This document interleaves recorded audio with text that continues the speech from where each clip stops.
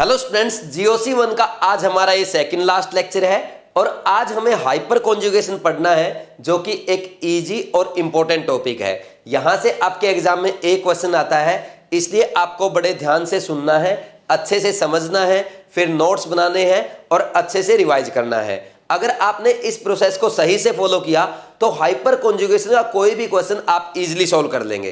तो अब सबसे पहले हेडिंग डाल लो हाइपर कॉन्जुगेशन और हेडिंग डालने के बाद कॉपी पेन साइड में रख देना। जब मैं बोलूंगा आपको तभी लिखना है, नहीं तो बाकी आपको अच्छे से समझना है, क्योंकि समझने में आप जितना टाइम इन्वेस्ट करेंगे लिखने में और बार बार रिवाइज करने में आपका उतना ही टाइम बचेगा। तो प्लीज जब मैं बोलूं कि अब समझना है तो उस टाइम कॉपी पेन साइड में होना चाहिए, बस आपका बोर्ड पे ध्यान होना चाहिए और मैं क्या बोल रहा हूं, क्या कॉन्सेप्ट आपको समझा रहा हूं उसको बड़े ध्यान से आपको समझना चाहिए। समझ आ गई बात? अब स्टार्ट करते हैं। देखो हाइपर कॉन्जुगेशन में क्या होता है, हाइपर कॉन्जुगेशन में अगर कार्बोकेटायन है यानी किसी कार्बन में प्लस चार्ज है या कार्बन फ्री रेडिकल है या कार्बन कार्बन पाई बॉन्ड है, वो आपका एल्कीन का हो सकता है, बेंजीन का भी हो सकता है। इनके बगल वाला कार्बन अगर sp3 हाइब्रिडाइज्ड है और उसके पास कम से कम अगर एक कार्बन हाइड्रोजन सिग्मा बॉन्ड है तो उस सिग्मा बॉन्ड का डिलोकलाइजेशन हो जाता है। इस प्रोसेस को हम हाइपर कॉन्जुगेशन कहते हैं। बात समझ में आ रही है? नहीं समझ में आ रही कोई बात नहीं, अभी मैं सारी चीजें यहां पे लिखूंगा, अच्छे से समझ में आ जाएगी। ठीक है, तो अब देखो क्या होता है। पहले मैं आपको बता देता हूं कि तीन कंडीशन मैंने कौन सी बताई है, क्योंकि डायरेक्ट क्वेश्चन ये भी बन सकता है कि इनमें से हाइपर कॉन्जुगेशन कौन शो करेगा कौन शो नहीं करेगा। होता क्या है, देखो जैसे ये कार्बन पे प्लस चार्ज है, ठीक, और इसके बगल वाला कार्बन sp3 है और इसके पास कम से कम एक कार्बन हाइड्रोजन सिग्मा बॉन्ड होना चाहिए। बात समझ में आ रही?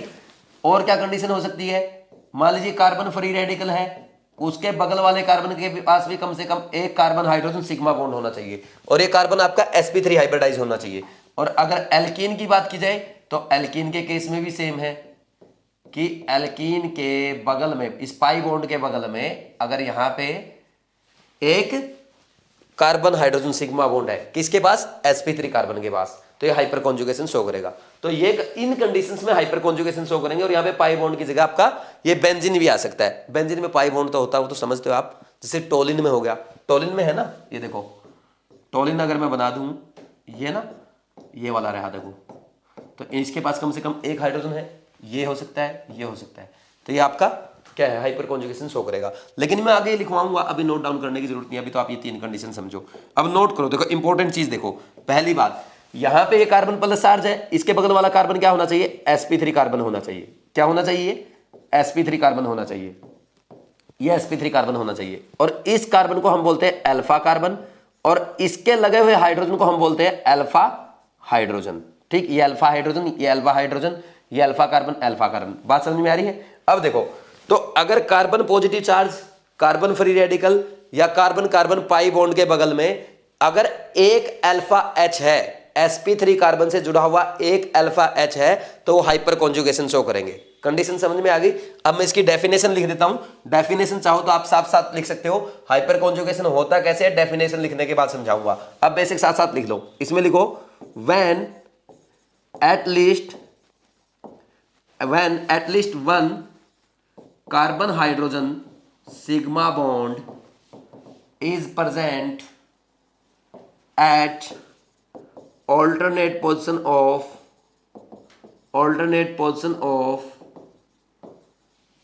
Carbon positive charge, carbon free radical और carbon carbon pi bond.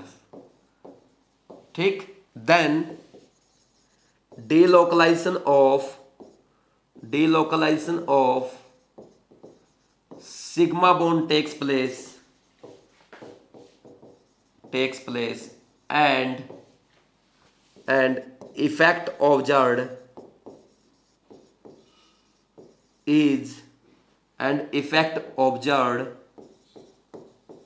is known as hyperconjugation। बात समझ में आई भाई?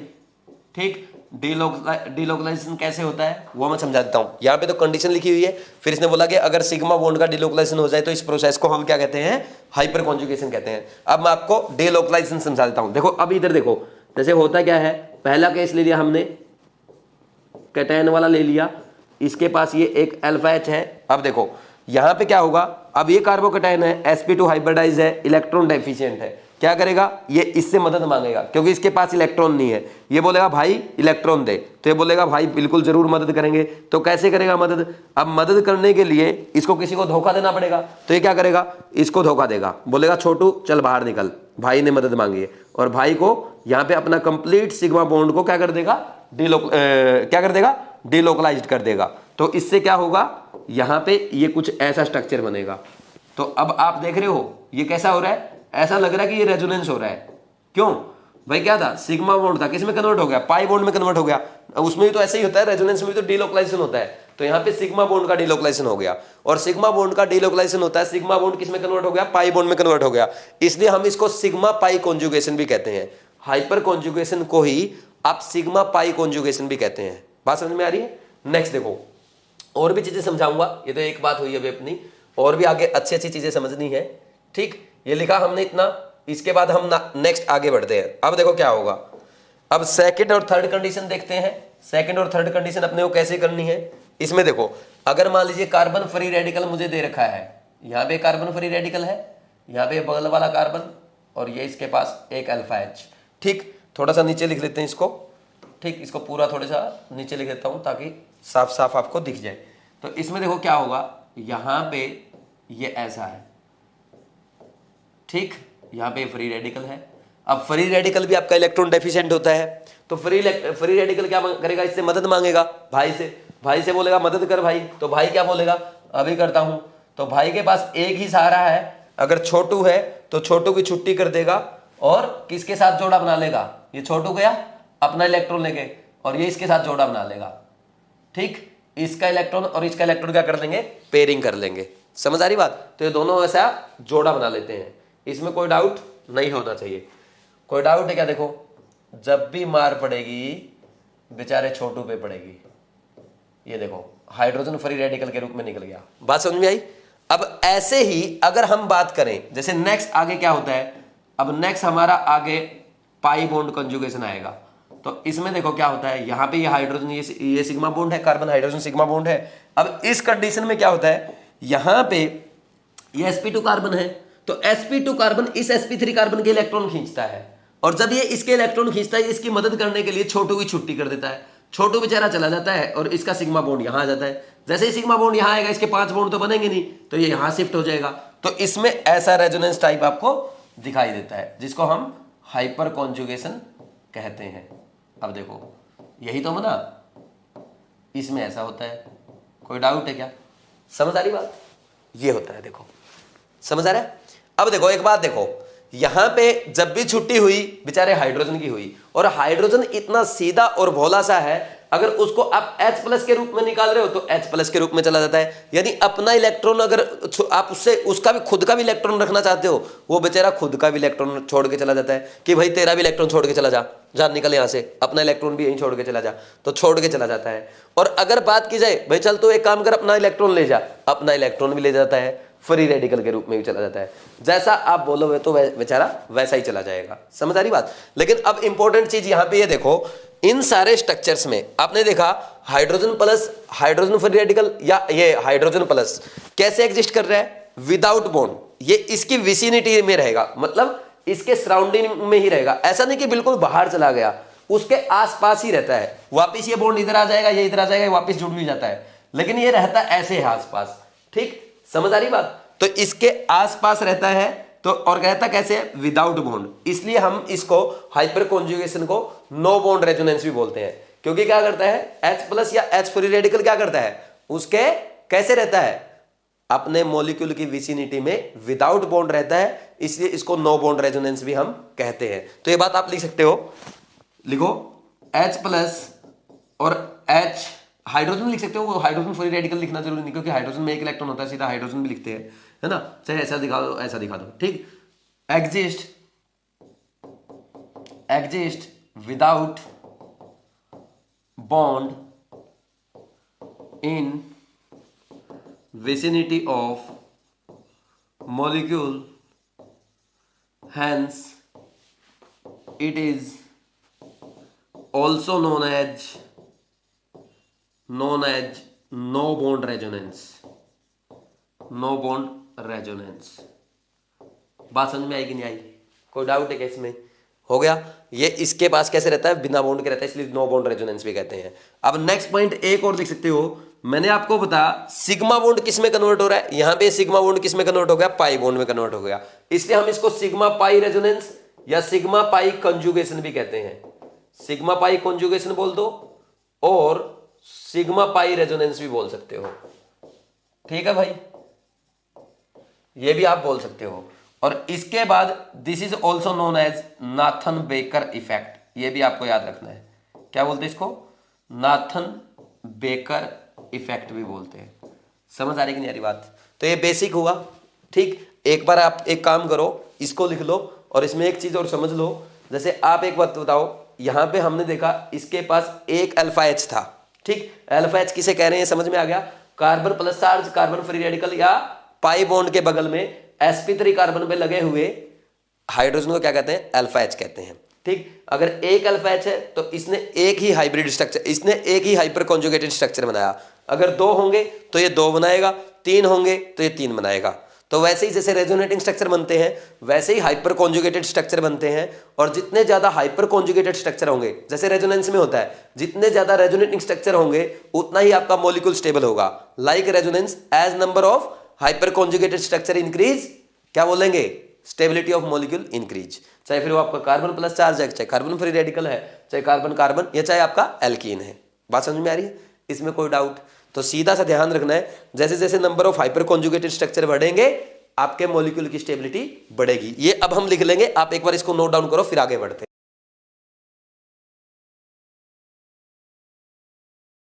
अब देखो, हमने हाइपर कॉन्जुगेशन की कंडीशन समझ ली कि कब कंपाउंड आपका हाइपर कॉन्जुगेशन शो करेगा। तो इस पे क्वेश्चन बन सकता है, इसलिए नोट डाल के लिख लो, मेरे साथ साथ लिख लो, फिर हम क्वेश्चंस करेंगे। नोट डालो, इसमें लिखना hyper conjugation, hyper conjugation takes place only when at least one alpha H is present at alternate position of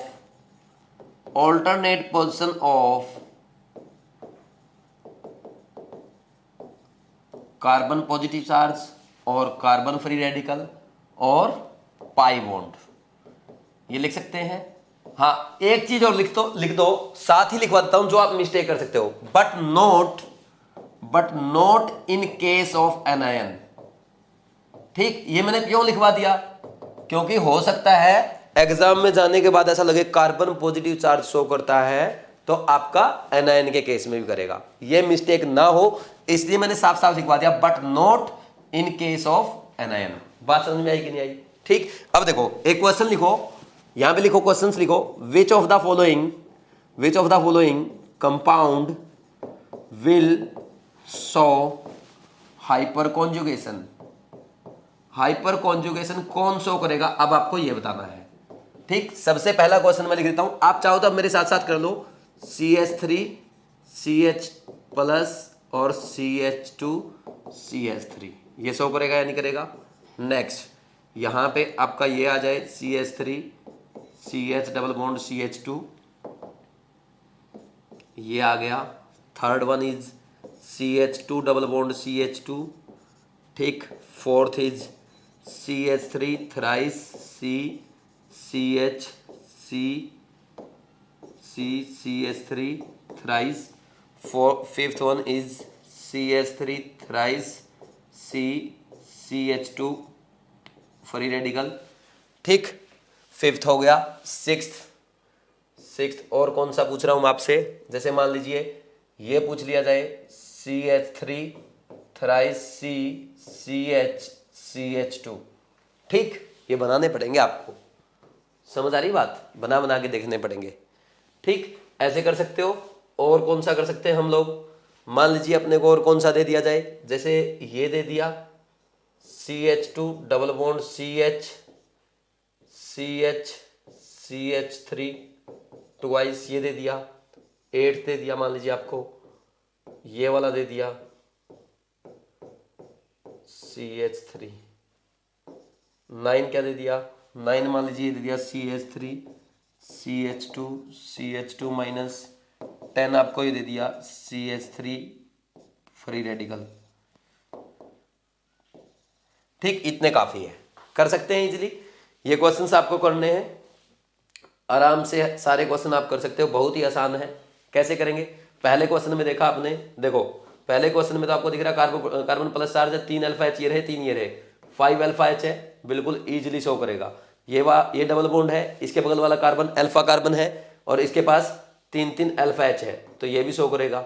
इसके पास ये डबल बॉन्ड है, इसके पास कोई अल्फा कार्बन है क्या, अल्फा कार्बन ही नहीं है, कैसे शो करेगा, नहीं करेगा। अब नेक्स्ट वाले का क्या स्ट्रक्चर आपको बना के देखना पड़ेगा। नेक्स्ट वाले का स्ट्रक्चर देखो कुछ ऐसा है, ये स्ट्रक्चर बनेगा इसका, ये बनाया इसने CH और ये देखो CH3 ये। ठीक, इसके पास कोई, ये देखो इधर अल्फा कार्बन sp3, ये भी sp3, लेकिन किसी के पास अल्फा एच नहीं है, तो फोर्थ वाला आपका शो नहीं करेगा। बात समझ में आई। फिफ्थ वाला करेगा क्या, फिफ्थ वाला बना के देख लो।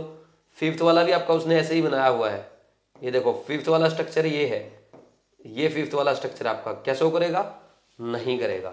ठीक, ऐसे क्वेश्चंस पूछ सकता है आपसे। ये वाला करेगा क्या, इसका भी स्ट्रक्चर वैसे ही दे रखा है, इसका भी आपको बना करके देखना पड़ेगा।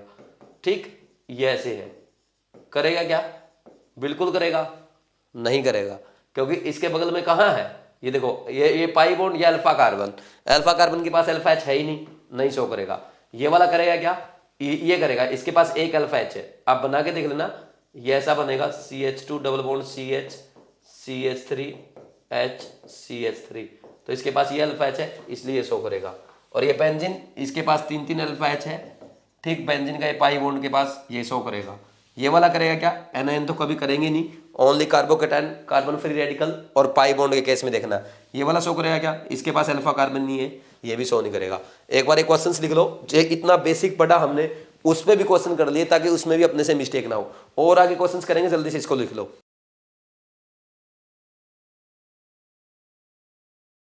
अब देखो, जैसे हमने रेजोनेंस में रेजोनेटिंग स्ट्रक्चर बनाए थे, अब हाइपर कॉन्जुगेशन में हम हाइपर कॉन्जुगेटेड स्ट्रक्चर बनाना सीखेंगे। बहुत ही आसान है, देखना इजीली आप बना सकते हो, अभी आपने बनाए भी थे। और आगे कैसे बढ़ेंगे वो देखते हैं। देखो, जैसे मान लीजिए आपको ये दे दिया, ठीक, यहाँ पे इसके बगल में ये 3 अल्फा एच दे दिए। अब आपको क्या करना है, आपको पता है ये हाइड्रोजन बाहर जाएगा, ये सिग्मा बॉन्ड यहाँ पे पाई बॉन्ड की फॉर्म में आ जाएगा, और इसका ये एक हाइपर कॉन्जुगेटेड स्ट्रक्चर ऐसे बन जाएगा। ये आपने सीखा था, अभी यही तो सीखा हमने। ठीक, एक तो ये बन गया, और क्या बन सकता है, और कैसे बन सकता है। अब एक काम और कर सकते हो आप, हो सकता है ये चला जाता, ये वाला चला जाता, तो ये प्लस आता और इसका यहाँ पे सिग्मा बॉन्ड शिफ्ट कर जाता, तो कैसे, ये ऐसे बनेगा, ये ऐसा नजर आएगा आपको। ठीक, और जरूरी नहीं है कि ये भी जा सकता था, ना ये जाए ना ये जाए, ये भी जा सकता था। तो ये केस भी बना के देखो कि ये तो यहीं पे है और नीचे वाला हाइड्रोजन क्या है कि अपना इलेक्ट्रॉन छोड़ के चला गया और उसका सिग्मा बॉन्ड कहाँ शिफ्ट हो गया, या पाई बॉन्ड में शिफ्ट हो गया। तो ये कितने हाइपर कॉन्जुगेटेड स्ट्रक्चर बने बोलो, ऐसे 3 हाइपर कॉन्जुगेटेड स्ट्रक्चर बनेंगे कि नहीं बनेंगे। ठीक, 3 हाइपर कॉन्जुगेटेड स्ट्रक्चर। अब तो मैंने पूरा लिख दिया, अब मैं इसको HS लिखूंगा बस, जैसे उसमें RS लिखा था ना रेजोनेटिंग स्ट्रक्चर में, वैसे HS लिखूंगा अब इसको। देखो, अब इसमें मैं क्या शो करता हूं आपको, यहाँ पे हम चाहें तो जैसे वहां पे हमने बनाया था क्या, रेजोनेटिंग हाइब्रिड, तो इनका भी हाइब्रिड हम बना सकते हैं। कैसे बनेगा, ये कार्बन, ठीक, यहाँ पे इनका ये तो बॉन्डिंग था ऐसे। ठीक, यहाँ पे एक बार तो ये हाइड्रोजन का बॉन्ड टूटा, डॉटेड दिखाएंगे, और एक बार इस हाइड्रोजन का बॉन्ड टूटा, वो भी डॉटेड शो करेंगे। ठीक, ये चाहो तो साथ के साथ बना सकते हो। अब आपको समझ में आ गई ये बातें, जहां जहां बॉन्ड मूव हुआ है वहां वहां डॉट से शो कर दो, और यहाँ पे पाई बॉन्ड बना था, ये भी डॉट से शो कर देंगे। समझ आ रही कि नहीं आ रही बात। और जहां जहां प्लस चार्ज आया है वहां पे पार्शियल प्लस चार्ज शो कर दो, ये ऐसे प्लस चार्ज आया था, ये बन गया आपका हाइपर कॉन्जुगेटेड स्ट्रक्चर। ठीक, ये इसका हाइब्रिड बन गया। ठीक, समझ आई कि नहीं आई, इसमें कोई डाउट है क्या। ठीक, और अब हाइपर कॉन्जुगेटेड स्ट्रक्चर कितने बने, जितने अल्फा एच होंगे ना उतने ही हाइपर कॉन्जुगेटेड स्ट्रक्चर बनेंगे। जैसे इसके 3 थे तो ये 3 हाइपर कॉन्जुगेटेड स्ट्रक्चर बने कि नहीं बने। ठीक, 3 अल्फा एच है इसके पास, तो 3 हाइपर कॉन्जुगेटेड स्ट्रक्चर बन रहे हैं। तो ऐसे अपने को चेक करना है। ठीक, इसको मैं थोड़ा सा ऊपर लेकर के ये लिख देता हूं आपको कि जितने अल्फा एच होंगे, इसमें लिखना चाहो लिख लो, number of hyper conjugated structure, number of hyper conjugated structure is equal to number of alpha H in conjugation with, क्या है आपको पता है, कार्बोकेटायन, या उधर ही लिख देते हैं, जगह है अपने पास, थोड़ा सा इसको इधर मूव कर देते हैं, इन कॉन्जुगेशन विद क्या है, कार्बोकेटायन, कार्बन फ्री रेडिकल, ठीक। और क्या हो सकता है, पाई बॉन्ड, पाई बॉन्ड के साथ, कार्बोकेटायन के साथ, या किसके साथ आ जाए, कार्बन फ्री रेडिकल के साथ। जितने भी अल्फा एच कॉन्जुगेशन में होंगे उतने ही आपके क्या बनेंगे, हाइपर कॉन्जुगेटेड स्ट्रक्चर बन जाएंगे, ठीक। ये समझ में आया कि नहीं आया? और वो बात आप लिख लो, like resonance, like resonance, like resonance as number of hyper conjugated structure increase, stability of molecule increase, ठीक। कोई डाउट है क्या? या ऐसे हम ये भी कह सकते हैं, stability of molecule is directly proportional to number of hyper conjugated structure HS, या directly proportional to number of alpha H. जितने अल्फा एच होंगे उतने ही हाइपर कॉन्जुगेटेड स्ट्रक्चर बनेंगे, और जितने हाइपर कॉन्जुगेटेड स्ट्रक्चर बनेंगे उतनी ज्यादा उसकी स्टेबिलिटी बढ़ती जाएगी। ये बेसिक कॉन्सेप्ट है, आपके काम आएगा, ये एप्लीकेशंस काम आएंगी इसकी। एक बार ये लिखो और आगे बढ़ते हैं।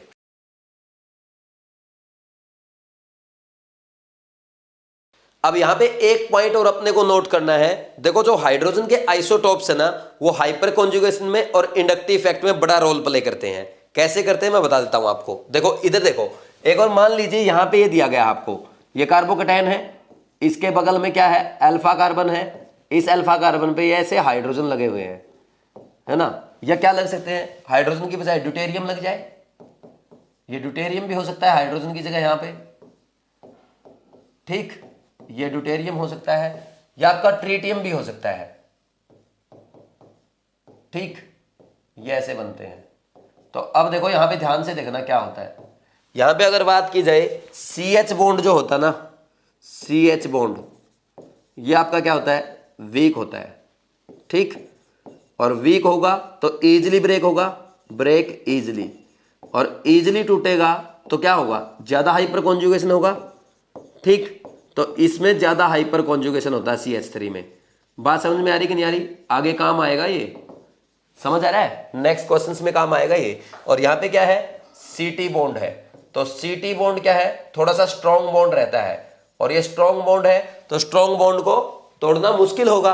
तो यहां पे क्या होगा, break, do not break easily, do not break easily, ठीक। तो इसमें क्या होगा, उसके कंपैरिजन में लेस हाइपर कॉन्जुगेशन होगा, और लेस हाइपर कॉन्जुगेशन होगा तो सबसे ज्यादा क्या बोल देंगे, सबसे ज्यादा आपका हाइपर कॉन्जुगेशन CH3 शो करेगा, फिर CD3, फिर CT3, ये ऑर्डर आएगा। जैसे हम बोलते हैं हाइपर कॉन्जुगेशन, अच्छा हाइपर कॉन्जुगेशन को मैं बार बार है ना H इफेक्ट शो करूंगा सीधा, H इफेक्ट। तो H इफेक्ट क्या होता है, सबसे ज्यादा CH3 का, फिर CD3 का, और फिर CT3 का, ये हमने पढ़ा था। और अगर बात की जाए इंडक्टिव इफेक्ट की, तो इंडक्टिव इफेक्ट का ऑर्डर क्या होता है, इसी में इनमें उल्टा हो जाता है, इंडक्टिव इफेक्ट का उल्टा होता है, ध्यान रखना, ठीक। इसमें कोई डाउट आपको नहीं होना चाहिए। आगे एक क्वेश्चन पूछूंगा मैं आपसे जो इसमें आप मिस्टेक करोगे। अब देखो हमने क्या सब कुछ पढ़ लिया, अब तो रेजोनेंस पढ़ लिया, हाइपर कॉन्जुगेशन पढ़ लिया, और इंडक्टिव इफेक्ट भी पढ़ लिया। तो अब ऑर्डर ऑफ प्रायोरिटी देखो, ऑर्डर ऑफ प्रायोरिटी क्या होना चाहिए वो मैं आपको बता रहा हूं। सबसे पहले मैंने बताया था आपको, इनऑर्गेनिक फैक्टर्स आएंगे।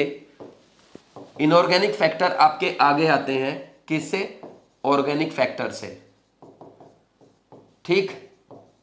और इनऑर्गेनिक फैक्टर जब काम देते हैं जब आपके इनऑर्गेनिक के मॉलिक्यूल्स भी साथ में आए, या ऐसे बोल दो कार्बन के अलावा अदर एटम्स की भी बात की जाए। बात समझ में आ रही है भाई? कार्बन कार्बन जहां पे आ गया, कार्बन कार्बन को अपने को रिलेट करना है, तो हम क्या करेंगे, ऑर्गेनिक की बात कर रहे हैं, वहां पे ऑर्गेनिक फैक्टर्स देखेंगे। इनऑर्गेनिक फैक्टर कौन से आपके, जैसे सबसे पहला क्या है, साइज, सबसे बड़ा फैक्टर है साइज, फिर आपका इलेक्ट्रोनेगेटिविटी, समझ आ रही बात। फिर इसके बाद आपके क्या आएंगे, ऑर्गेनिक फैक्टर्स, एरोमेटिसिटी, फिर इसके बाद क्या देखते हैं हम लोग, एरोमेटिसिटी के बाद रेजोनेंस, फिर हाइपर कॉन्जुगेशन, और फिर सबसे लास्ट में इंडक्टिव इफेक्ट।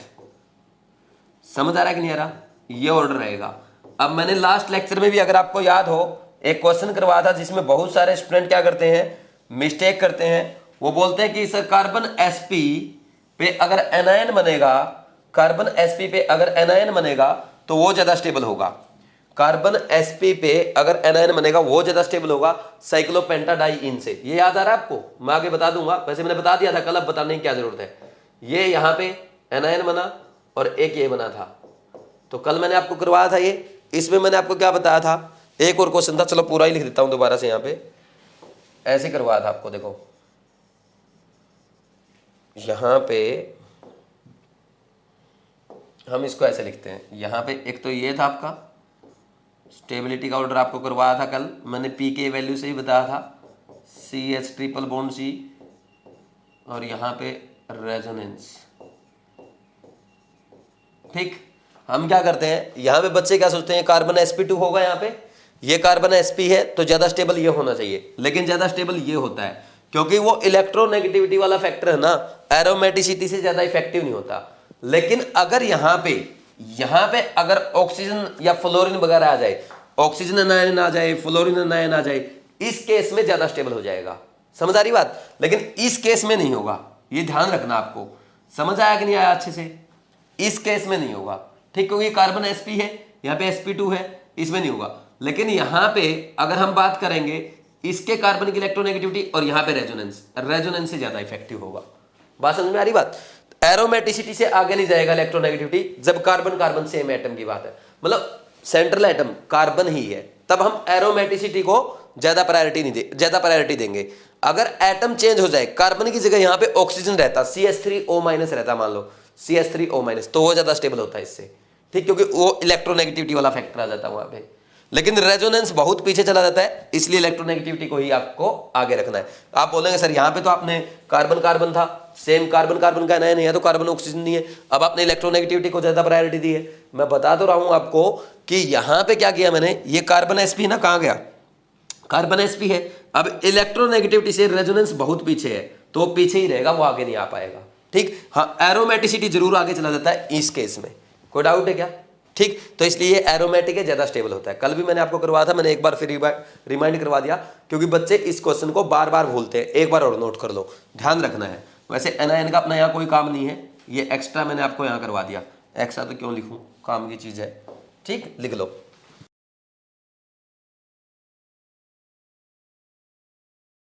अब नेक्स्ट अपने को करना है हाइपर कॉन्जुगेशन की एप्लीकेशंस। तो सबसे पहले हेडिंग डाल लो, मेरे साथ साथ ही लिख लो, एप्लीकेशंस ऑफ हाइपर कॉन्जुगेशन।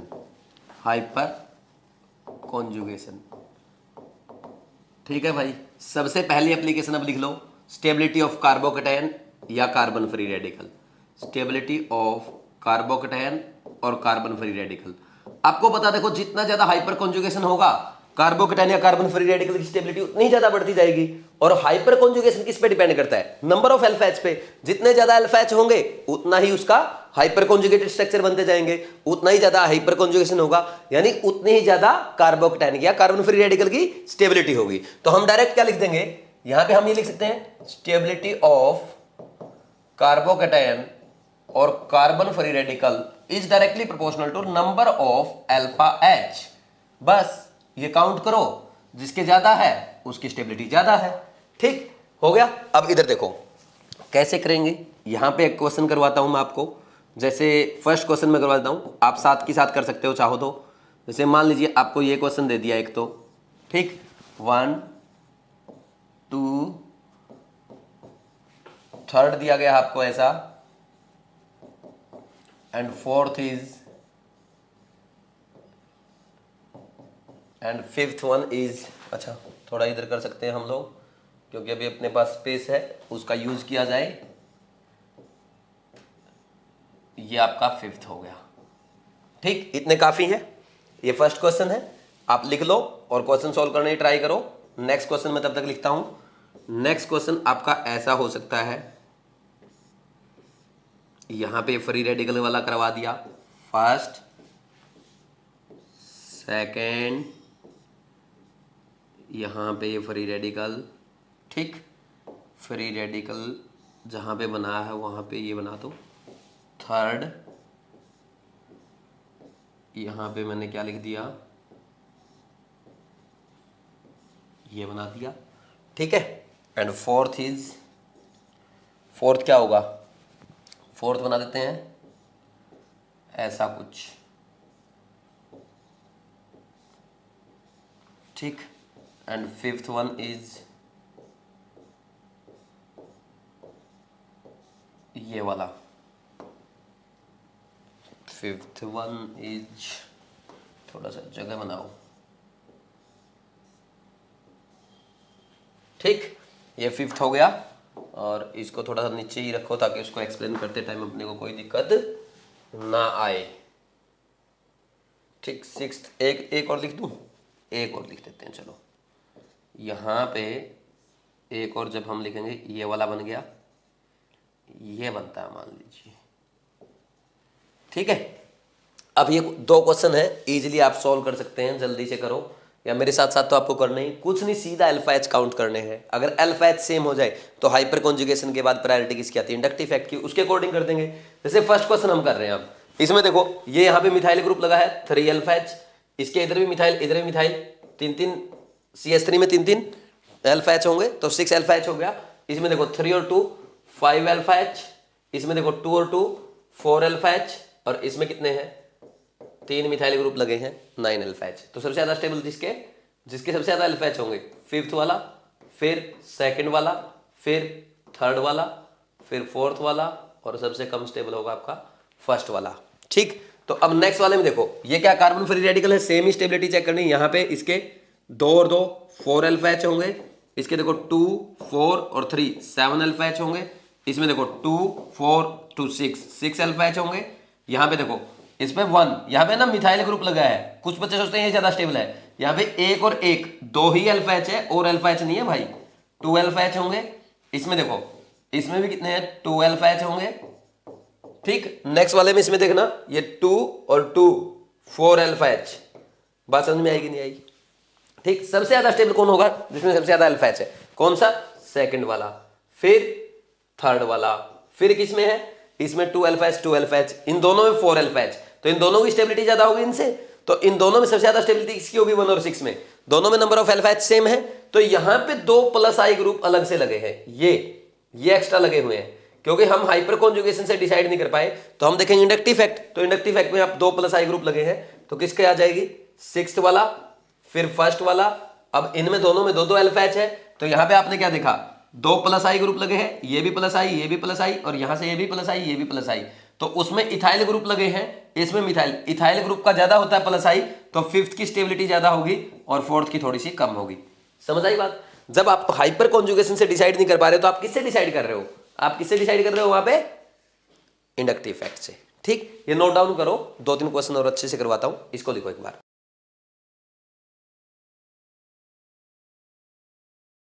अब ये 3 क्वेश्चन और हैं, अच्छे क्वेश्चन है, इजी क्वेश्चन है। जो 5th क्वेश्चन है ये आपसे नहीं होगा, ये मैं आपको कराऊंगा। 3rd और 4th क्वेश्चन आपको ट्राई करने हैं, आप एक बार वीडियो पॉज करके ट्राई कर लें, या आप मेरे साथ साथ भी कर सकते हैं, लेकिन आपको क्वेश्चन का आंसर मिलने से पहले ट्राई करना बहुत जरूरी है। तो ये वाला क्वेश्चन हम स्टार्ट कर रहे हैं। जैसे अगर इसकी बात की जाए तो इसमें देखो यहां पे कितने अल्फा एच है, ओनली एक ही अल्फा एच मिलेगा इसको, ठीक। यहाँ पे एक ही तो हाइड्रोजन है, और इसके लिए एक हाइड्रोजन तो ये रहा, और 3 यहाँ पे CH3 होगा, तो 4 अल्फा एच है। और इसके लिए अगर आप बात करोगे 3 और 3, ये CH3, ये CH3, और एक यहाँ पे 7 अल्फा एच है। और यहाँ पे क्या है, अल्फा एच की जरूरत ही नहीं है, रेजोनेंस है, तो रेजोनेंस तो और ज्यादा इफेक्टिव होगा ना, तो ये रेजोनेंस वाला सबसे ज्यादा स्टेबल हो जाएगा। फिर इसके बाद कौन सा स्टेबल होगा, जिसके पास अल्फा एच ज्यादा है, थर्ड वाला, फिर उसके बाद सेकंड वाला, और सबसे कम आपका फर्स्ट वाले की स्टेबिलिटी होगी। ये ऑर्डर आ जाएगा, इजी क्वेश्चन था। ऐसे ही नेक्स्ट क्वेश्चन है, यहां पे आपने क्या देखा, ओनली या तो इंडक्टिव फैक्ट हो गया, हाइपर कॉन्जुगेशन, 4 अल्फा एच है, यहां पे क्या है, रेजोनेंस है, यहां पे रेजोनेंस है, यहां पे देखो, यहां पे रेजोनेंस यहां तक होगा, उसमें रेजोनेंस पूरा हो रहा है, ठीक, तो इसमें रेजोनेंस लंबा है, ज्यादा रेजोनेंस इसमें, इसलिए ज्यादा स्टेबल होगा। और इसकी बात की जाए, बच्चे क्या सोचते हैं, इसको देखते ही बोलते हैं रेजोनेंस है। अरे रेजोनेंस नहीं है यहां पे, ये ध्यान देना आपको, यहां पे रेजोनेंस नहीं है, क्रॉस कर देना, यहां पे रेजोनेंस नहीं है, कहीं सोचो कि रेजोनेंस हो रहा है। समझ आ रही कि नहीं आ रही बात? तो इसमें क्या है, ये sp2 पे कार्बोकेटाइन है, sp2 कार्बोकेटाइन सबसे कम स्टेबल होगा इनमें। sp2 नहीं, sp कार्बोकेटाइन बन रहा है, क्योंकि यहां पे देखो sp2 की बजाय कौन सा कार्बोकेटाइन दिखा रहा है, ये दिखा रहा है आपको sp कार्बोकेटाइन। बात समझ में आ रही है?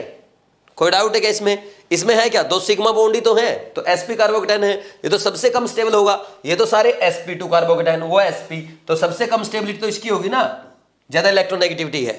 ठीक, फिर इसके बाद फर्स्ट, सेकंड और थर्ड में सबसे ज्यादा कौन होगा? थर्ड, क्योंकि सबसे ज्यादा रेजोनेंस करेगा।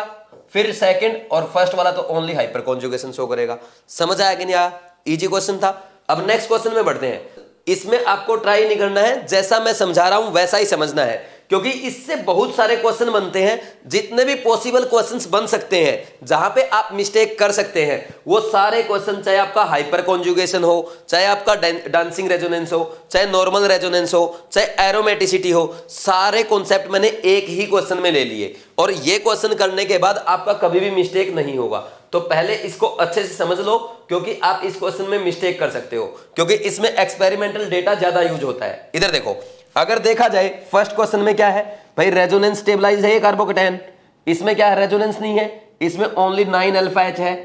इसमें क्या है, इसमें 6 अल्फा एच है। ये आपका डांसिंग रेजोनेंस शो करेगा, dr लिख देता हूं, और ये आपका क्या शो करेगा, ये भी डांसिंग रेजोनेंस शो करेगा, दो साइड से करेगा, 2dr लिख देता हूं, और यहां पे ये 3 डांसिंग रेजोनेंस आपका शो करेगा। और ये वाला स्ट्रक्चर आपको दिख रहा है, ये ट्रोपोलियम आयन है, ये 4n+2 = 6, 4n+2 = 6, कितना n की वैल्यू 1 आ गई। हक्कल रूल को फॉलो कर रहा है, यानी क्या है, एरोमेटिक है। तो ये वाला आपका एरोमेटिक है, और ध्यान रखना इसको ट्रोपोलियम आयन कहते हैं। अब मेरी बात ध्यान से सुनो, यहां पे अब आपसे अगर स्टेबिलिटी का ऑर्डर पूछा जाए, आप सबसे पहले बोलेंगे कि 7th होगा सर। बात भी सही है कि एरोमेटिक है, बाकी में तो रेजोनेंस है, तो एरोमेटिक वाला ज्यादा स्टेबल होना चाहिए। समझ आ रही बात? लेकिन यहां पे एक थोड़ी सी प्रॉब्लम आ जाती है। देखो, रेजोनेंस से ज्यादा इफेक्टिव एरोमेटिसिटी होती है, बिल्कुल सही है, लेकिन यहां पे रेजोनेंस भी है और डांसिंग रेजोनेंस भी है। और आपको पता है डांसिंग रेजोनेंस नॉर्मल रेजोनेंस से ज्यादा इफेक्टिव होता है, लेकिन इसका मतलब यह नहीं है कि एरोमेटिसिटी से भी ज्यादा इफेक्टिव हो जाएगा। लेकिन अगर आप यहां पे 3 डांसिंग रेजोनेंस कराओगे तो बहुत ज्यादा स्टेबल नहीं हो जाएगा। इसलिए मैं कहता हूं यहां पे आपको ये ध्यान रखना है कि अगर 3 डांसिंग रेजोनेंस करा रखे हैं, वो एरोमेटिक से भी ज्यादा स्टेबल हो जाएगा। बात समझ में आ रही है? अगर उसने 3 डांसिंग रेजोनेंस करा रखे हैं, वो एरोमेटिक से भी ज्यादा स्टेबल हो जाएगा। यानी 6th वाले में और 7th वाले में कौन ज्यादा स्टेबल है? 7th वाला। और ये मत बोल देना एरोमेटिसिटी से ये भी ज्यादा स्टेबल हो जाएंगे ये वाले डांसिंग रेजोनेंस, ये नहीं होंगे। ओनली 6th वाला होगा जहां पे मैक्सिमम डांसिंग रेजोनेंस हो रहा है। बात समझ में आई? फिर इसके बाद कौन आएगा? 5th, और फिर 1st।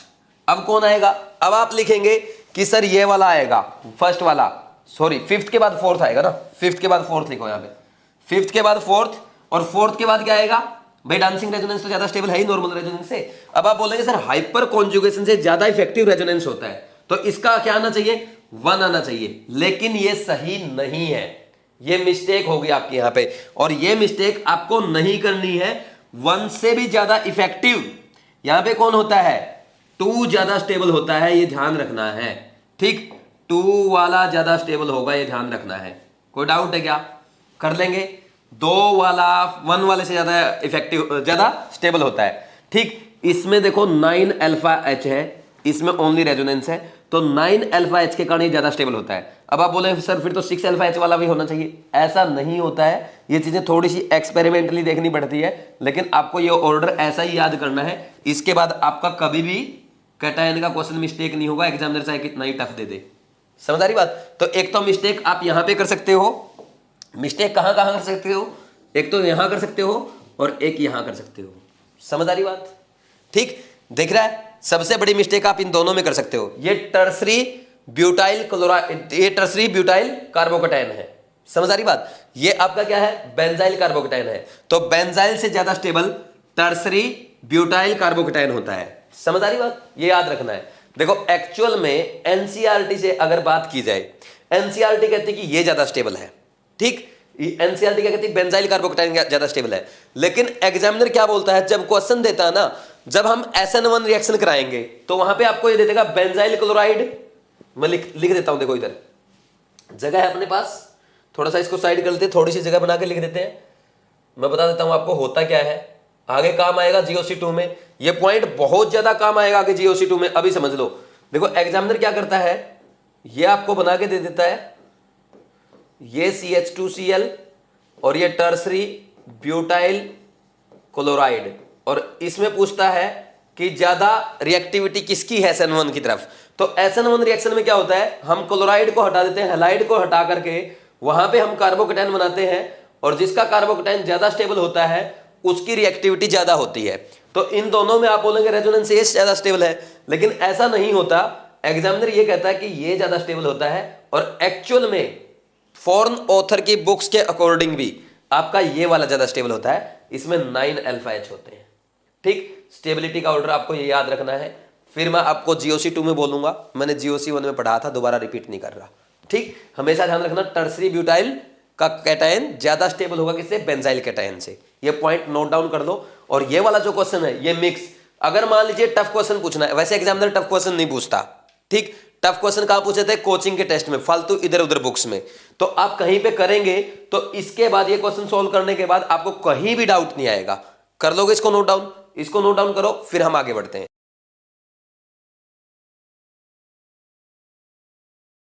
अब नेक्स्ट एप्लीकेशन लिखो, stability of alkene. Stability of alkene बहुत ही इंपॉर्टेंट है, यहां से आपके एग्जाम में क्वेश्चंस पूछे जाते हैं, तो इसको अपने को अच्छे से करना है। और सबसे खास बात बताऊं, बहुत इजी भी है। देखो होता क्या है भाई, एल्कीन की स्टेबिलिटी चेक करनी है। अब एल्कीन में भी सीधा सा फंडा है, अगर हाइपर कॉन्जुगेशन की बात की जाए, जितने ज्यादा अल्फा H होंगे उतने ज्यादा हाइपर कॉन्जुगेटेड स्ट्रक्चर होंगे, और जितने ज्यादा हाइपर कॉन्जुगेटेड स्ट्रक्चर होंगे एल्कीन की स्टेबिलिटी उतनी ही ज्यादा होगी। एक बार बना के देख लेते हैं, अगर आप समझना चाहो कि हाइपर कॉन्जुगेटेड स्ट्रक्चर कैसे बनते हैं वो देख लो।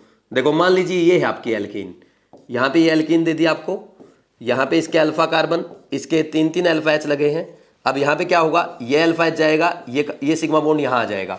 तो अब कैसा स्ट्रक्चर बनेगा, इसका ये वाला स्ट्रक्चर बनेगा, ये देखो ये स्ट्रक्चर बनेगा, और ये बॉन्ड यहां जाएगा। ठीक, ऐसा बनेगा कि नहीं बनेगा, कोई डाउट है क्या, समझ आ रही बात। और यहां पे ये H+ के रूप में रहेगा। ठीक, अब जरूरी नहीं है कि वही जाए, ये भी हाइड्रोजन जा सकता है, तो ये हाइड्रोजन जाएगा तो ऐसा स्ट्रक्चर बनेगा, ये वाला स्ट्रक्चर आपको नजर आएगा। ठीक, ये वाला स्ट्रक्चर, और जरूरी नहीं है कि ये हाइड्रोजन था, ये भी जा सकता था, तो ये जाएगा तो कैसा बनेगा देख लो। यहां पे ये अगर जाता तो आपका ऐसा स्ट्रक्चर बनेगा, यहां पे ये H+ के रूप में आ जाएगा, ये डबल बॉन्ड, और यहां पे ये नेगेटिव चार्ज। ठीक, ऐसे स्ट्रक्चर बनते हैं। तो इसके भी कितने, 3 अल्फा H थे, तो 3 हाइपर कॉन्जुगेटेड स्ट्रक्चर आपके बन गए। देख रहे हो, ये 3 हाइपर कॉन्जुगेटेड स्ट्रक्चर।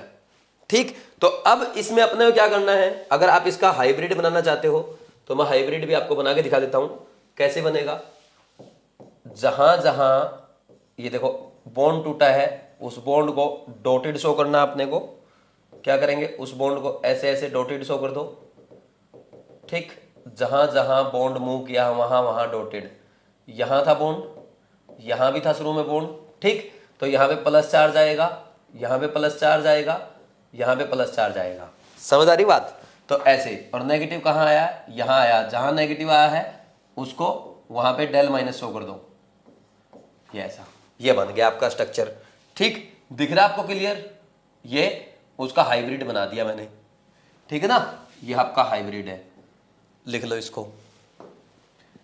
अब देखो ये तो सिंपल सी बातें थी, ये तो आप इजीली कर सकते हो, सीख गए हो आप। अब नेक्स्ट देखो, अब एल्केन की स्टेबिलिटी किस किस चीज पे डिपेंड करेगी। सबसे पहली बात भाई, एल्कीन की स्टेबिलिटी अगर हम बात करें, सबसे first point stability of alkene, इसमें अगर हम बात करें सबसे पहला पॉइंट ये होगा कंजुगेटेड एल्कीन, यानी जिसमें रेजोनेंस होगा। Conjugated alkene is more stable then non conjugated alkene. Non conjugated alkene. समझ आई बात? यानी अगर आपको 2 एल्कीन दे दी ऐसे, ये दे दी, एक तो ये दे दी और एक ये दे दी, अब आपको दिख रहा है इसमें रेजोनेंस है, उसमें रेजोनेंस नहीं है, तो ज्यादा स्टेबल ये होगी, ठीक, जिसमें कंजुगेशन है, जिसमें रेजोनेंस है। समझ आया पॉइंट? अब सेकंड पॉइंट क्या है, मान लीजिए दोनों ही नॉन कॉन्जुगेटेड एल्कीन है, तो उसमें ज्यादा स्टेबल कौन होगी? जिसमें नंबर ऑफ अल्फा एच ज्यादा होंगे, तो उसके number of hyper conjugated structure ज्यादा होंगे, तो क्या होगा, क्या बोल देंगे, उसकी स्टेबिलिटी ज्यादा होगी। तो इसमें लिख लो, in non conjugated alkene, in non conjugated alkene stability is directly proportional to number of alpha H. बात समझ में आई कि नहीं आई? ठीक, जैसे मान लीजिए मेरे को यहां पे क्वेश्चन दे दिया जाए, ये दे दिया CH3 CH double bond CH CH3, और दूसरा मेरे को ये दे दिया CH3 CH double bond CH2। इसमें आपके 6 अल्फा एच नजर आ रहे हैं आपको, 3 और 3 6, और इसमें ओनली 3 अल्फा एच है, तो दोनों में कंजुगेशन तो कहीं है ही नहीं, तो जिसके ज्यादा अल्फा एच है वो ज्यादा स्टेबल होगी, नो डाउट। ठीक, और क्या कर सकते हैं इसमें हम लोग? अब नेक्स्ट आप अगर देखेंगे और पॉइंट जोड़ सकते हैं। मान लीजिए अल्फा एच सेम हो जाए, फिर क्या करेंगे? If number of alpha H is same, तब कौन ज्यादा स्टेबल होगा? जैसे इसमें तो हमने कर दिया, एक में 6 एक में 3, दोनों में 6 हो जाए तो उसमें अनसिमेट्रिक एल्केन ज्यादा स्टेबल होगी सिमेट्रिक एल्केन से। देन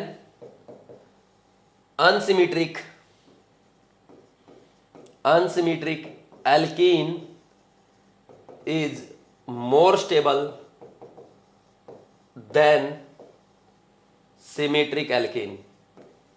इसका मतलब समझे कैसे? जैसे मान लीजिए हमारे को ये दे दिया जाए, जैसे ये दे दी, यहां पे आपको ये ऐसे बना के दे दी, ये है, इसमें 6 अल्फा एच और आपको एक ये दे दी, इसमें भी 6 अल्फा एच, ये 6 अल्फा एच है और इसमें भी 6 अल्फा एच है, तो ये क्या है? ये आपकी अनसिमेट्रिक है और वो आपको सिमेट्रिक नजर आ रही कि नहीं आ रही? भाई सिमेट्रिक कैसे? इस पे दोनों बड़े बड़े मिथाइल ग्रुप एक ही कार्बन पे लगे हैं, उसमें दोनों साइड लगे, इधर भी लगा उधर भी लगा, तो ज्यादा स्टेबल कौन सी होगी? अनसिमेट्रिक वाली होगी।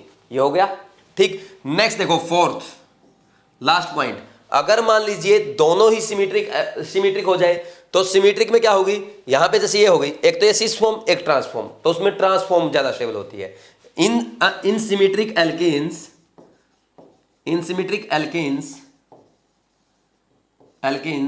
Transform is more stable than cis form. ठीक, तो जैसे यहां पे क्या किया, मान लीजिए उसने ये बना के दे दिया आपको और एक ये दे दिया, तो इसमें क्या करोगे? ये 6 अल्फा एच है, इसमें भी 6, ये भी सिमेट्रिक ये भी सिमेट्रिक, मतलब दोनों कार्बन पे मिथाइल ग्रुप लगे हुए हैं, तो नहीं डिसाइड कर पाए थर्ड पॉइंट तक, तो ज्यादा स्टेबल कौन होगी? ट्रांसफॉर्म होगी, तो ये ऑर्डर आ जाएगा।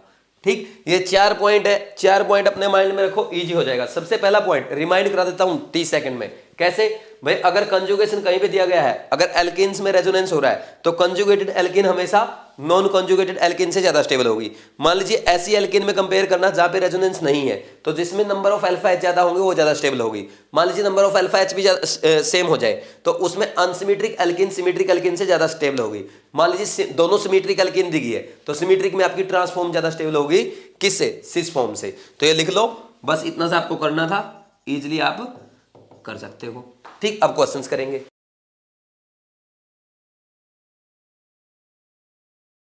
अब देखो स्टेबिलिटी ऑफ एल्केन पे मैंने आपको 2 क्वेश्चन दिए हैं। इन 2 क्वेश्चनों को करते हुए जो 4 पॉइंट आपने पढ़े हैं स्टेबिलिटी ऑफ एल्केन के बारे में, कंप्लीट रिवाइज हो जाएंगे। आप ये 2 क्वेश्चन खुद से करो और मुझे पूरी उम्मीद है कि आप इजीली दोनों क्वेश्चन खुद से कर लोगे, आराम से कर सकते हो। एक बार कोशिश करो इनको करने की, क्योंकि बहुत ही इजी क्वेश्चन है, कॉन्सेप्ट बेस्ड क्वेश्चन है, या मेरे साथ साथ करेंगे। जैसे सीधा सा कॉन्सेप्ट है, पहले ये देख लो, फर्स्ट वाला क्वेश्चन है, कहीं पे कंजुगेशन तो नहीं है।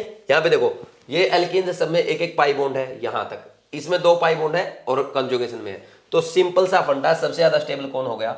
9th वाला हो गया, बाकी की बात बाद में करेंगे।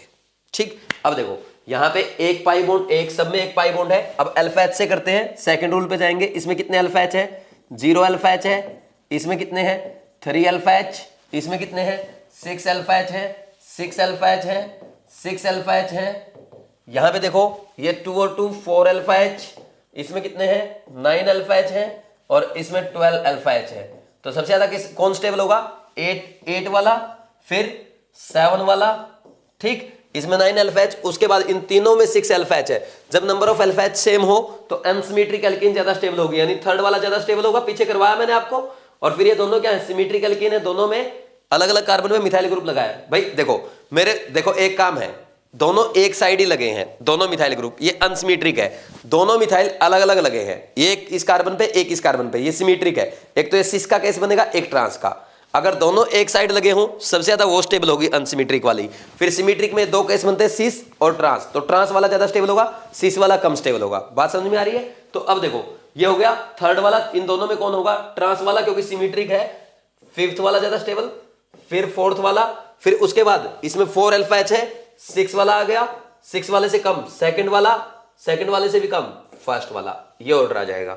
ठीक, अब नेक्स्ट क्वेश्चन देखो, नेक्स्ट में भी वही देखना है, एक पाई बॉन्ड एक एक एक एक, यहाँ पे 2 पाई बॉन्ड, यहाँ पे 3 पाई बॉन्ड, तो उसमें तीनों पाई बॉन्ड क्या है रेजोनेंस में है, एरोमेटिसिटी है, इसमें दोनों रेजोनेंस में है, तो सबसे ज्यादा स्टेबल तो ये होंगे 7 वाला फिर 6 वाला।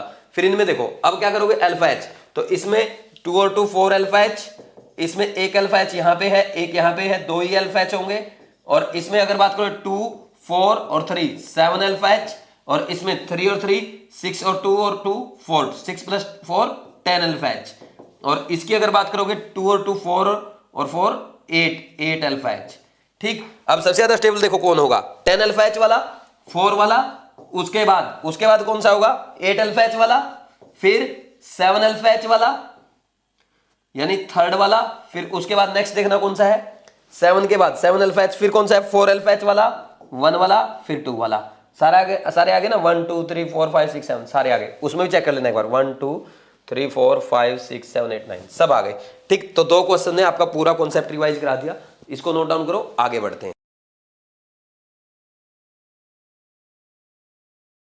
अब नेक्स्ट लिखो ब्रेडिट रूल, ये बहुत काम आता है, इसको लिख लो एक बार, छोटा सा कॉन्सेप्ट है और बहुत इजी है, एक बार पढ़ने के बाद हमेशा आपको याद रहेगा। ब्रेडिट रूल किसके लिए है बाईसाइक्लो कंपाउंड के लिए है, जो हमने आईयूपीएससी में पढ़े थे। इसमें देखो क्या होता है, जैसे ये बाईसाइक्लो कंपाउंड है, पहले मैं समझा देता हूं फिर लिखवा दूंगा। जैसे ये बाईसाइक्लो कंपाउंड है, तो यहां पे ये कार्बन जो होता ना, ये कार्बन, ये ब्रिज हेड कार्बन है, तो इन ब्रिज हेड कार्बन में क्या है ये sp3 हाइब्रिडाइज होने चाहिए, क्योंकि ये क्या है ये 3D में होते हैं। एक्चुअल में बता देता हूं आपको कैसा होता है। जैसे मान लीजिए ये आपकी रिंग प्लेन में है, ये साइक्लोहेक्सेन प्लेन में है, तो इसके ब्रिज हेड जैसे मान लीजिए ये वाली दे दे आपको, ये वाली रिंग दे दी ऐसे, ठीक, ये वाली रिंग आपको दे दी, ठीक, तो ये मान लीजिए ये प्लेन में है आपकी साइक्लोहेक्सेन, तो यहां पे ये ब्रिज हेड कार्बन ये ऐसे जुड़े हुए हैं दोनों ऐसे, ठीक, तो ये कार्बन जो होगा ना हमेशा टेट्राहेड्रल होगा। अगर मान लीजिए आपने यहां पे डबल बॉन्ड बना दिया, ठीक, तो ये कार्बन sp2 हो जाएगा, या आपने यहां पे प्लस चार्ज अगर बना दिया, इसी भी समझा देता हूं, यहां पे मान लीजिए प्लस चार्ज बना दिया तो ये तब भी sp2 हो जाएगा। और sp2 का मतलब क्या होता है प्लेनर, और प्लेनर अगर होगा तो ये ब्रिज जो है ब्रिज नहीं बनेगा ऐसे, तो ब्रिज क्या हो जाएगा ऐसे कोलैप्स हो जाएगा और इस प्लेन में आ जाएगा। क्या आपका स्ट्रक्चर बचेगा?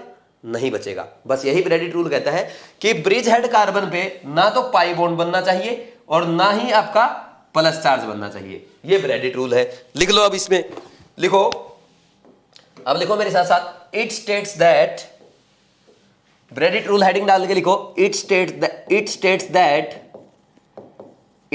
दैट पाई बॉन्ड और positive charge can not B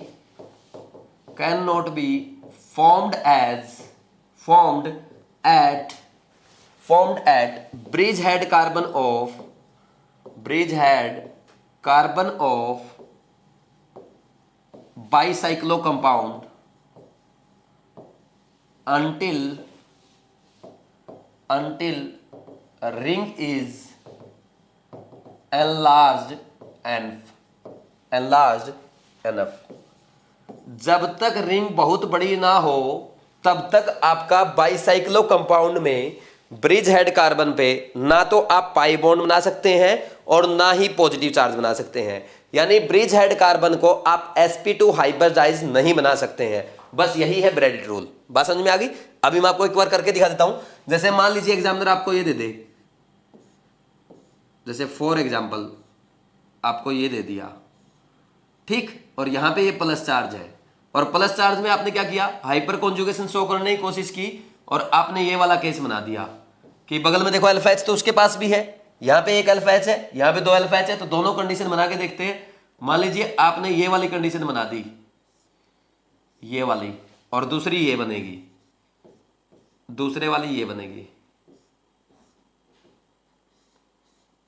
ये बनेगी, ठीक। तो इसमें ये कंडीशन नहीं बनती है क्योंकि यहां पे ब्रेडिट रूल वॉयलेट हो जाता है।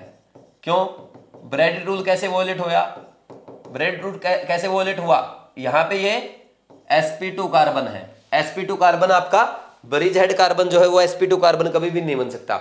जैसे ही sp2 बनेगा जो आपका ब्रिज था वो टूट जाएगा, ऐसे कोलैप्स हो जाएगा। समझ आ रही बात? ये पॉसिबल है। कोई डाउट है क्या? अब क्वेश्चंस कैसे आते हैं बता देता हूं एक। देखो जैसे एग्जाम में मान लीजिए आपके ऐसे क्वेश्चन आ गया, समझना आगे ये आपको और अच्छे समझ में आएगा जब आप GOC2 समझेंगे। देखो ये इसी रिंग को आपका एग्जामिनर ऐसे ही बना के दे सकता है, 6 की रिंग है, बस इसमें क्या कर दिया इसने, ब्रिज है, ब्रिज में 2 कार्बन बना दिए यहाँ पे, ये OH लगा हुआ है। अब देखो इसकी रिएक्शन करवाई H+ के साथ, तो H+ के साथ रिएक्शन करने के बाद ये यहाँ अटैक कर देगा, ठीक। कैसे अटैक करेगा ये आगे मैं आपको सिखाऊंगा, टेंशन लेने की जरूरत नहीं है, ठीक। तो अब इस केस में क्या होगा, यहाँ पे ऐसे यहां से इसमें प्लस चार्ज आएगा, और प्लस चार्ज जैसे ही आएगा यहां पे ये आपका वाटर निकल जाएगा एज अ लिविंग ग्रुप, और जैसे ही वाटर निकलेगा अब देखो क्या होगा, यहां पे हमारा कार्बोकेटाइन बनता है, और कार्बोकेटाइन हम ऐसे शो करते हैं, यहाँ कार्बोकेटाइन बनेगा, और यहाँ पे ये ब्रिजिंग कार्बन पे ब्रिज बन रहा है, ठीक। अब देखो इस कार्बोकेटाइन से आपको क्या करना है, एक हाइड्रोजन का एलिमिनेशन करना है बगल वाले कार्बन से। तो किससे कर सकते हो आप एक तो ब्रिज वाले कार्बन से कर सकते हो, एक इधर बगल वाले से कर सकते हो। तो दोनों केस बनाते हैं, बताओ भाई कौन सा स्ट्रक्चर नहीं बनेगा, अब आपको ये बताना है। एक स्ट्रक्चर तो मैंने ये बना कि यहां बना दिया ब्रिज हेड कार्बन पे, और दूसरे केस में मैंने क्या किया, वहां बना दिया जहां बनना चाहिए। तो ये स्ट्रक्चर तो आपका रॉन्ग है, ये राइट है, ठीक। इसको थोड़ा सा दोबारा बना देता हूं, यहां पे ये नीचे वाला राइट है, क्योंकि ऊपर वाले में क्या हुआ, ब्रिज हेड कार्बन पे आपने पाई बॉन्ड बना दिया जिससे वो sp2 हाइब्रिडाइज हो गया, और वो sp2 हाइब्रिडाइज नहीं हो सकता है। समझ आ रही बात? तो ये बनेगा, ठीक। ये आपकी रिएक्शन हो गई, ये आगे सीख जाओगे रिएक्शन कैसे हुई, उसकी टेंशन मत लो, बस मैंने बता दिया एक बार आपको। इसको नोट डाउन करो, आगे बढ़ते।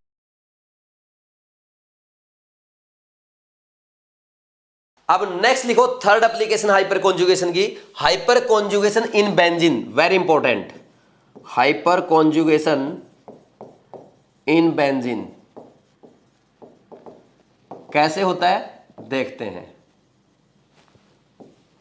यहां पे देखो जैसे ये बेंजीन बनेगी आपकी, थोड़ा सा नीचे बना देता हूं,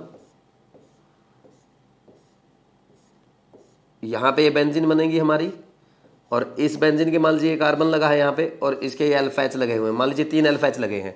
तो इसमें क्या होता है, जैसे यहाँ पे ये क्या है, ये पाई बॉन्ड के साथ इसका हाइपर कॉन्जुगेशन हो सकता है, ये कार्बन हाइड्रोजन सिग्मा बॉन्ड है, तो ये H+ बाहर जाएगा, ये पाई बॉन्ड यहाँ आएगा, ये सिग्मा बॉन्ड ऐसे पाई बॉन्ड आएगा, तो ये बॉन्ड यहाँ टूट के यहाँ आ जाएगा।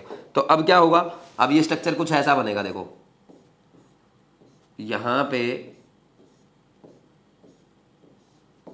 ये ऐसा स्ट्रक्चर बनेगा आपका, ये आपका हाइड्रोजन विदाउट बॉन्ड एग्जिस्ट करेगा, और ये नेगेटिव चार्ज आ जाएगा, फिर ये नेगेटिव चार्ज आपका रेजोनेंस करता रहेगा ऐसे यहाँ पे, ठीक। फिर तो रेजोनेटिंग स्ट्रक्चर बनाने और कुछ भी नहीं करना, ठीक है।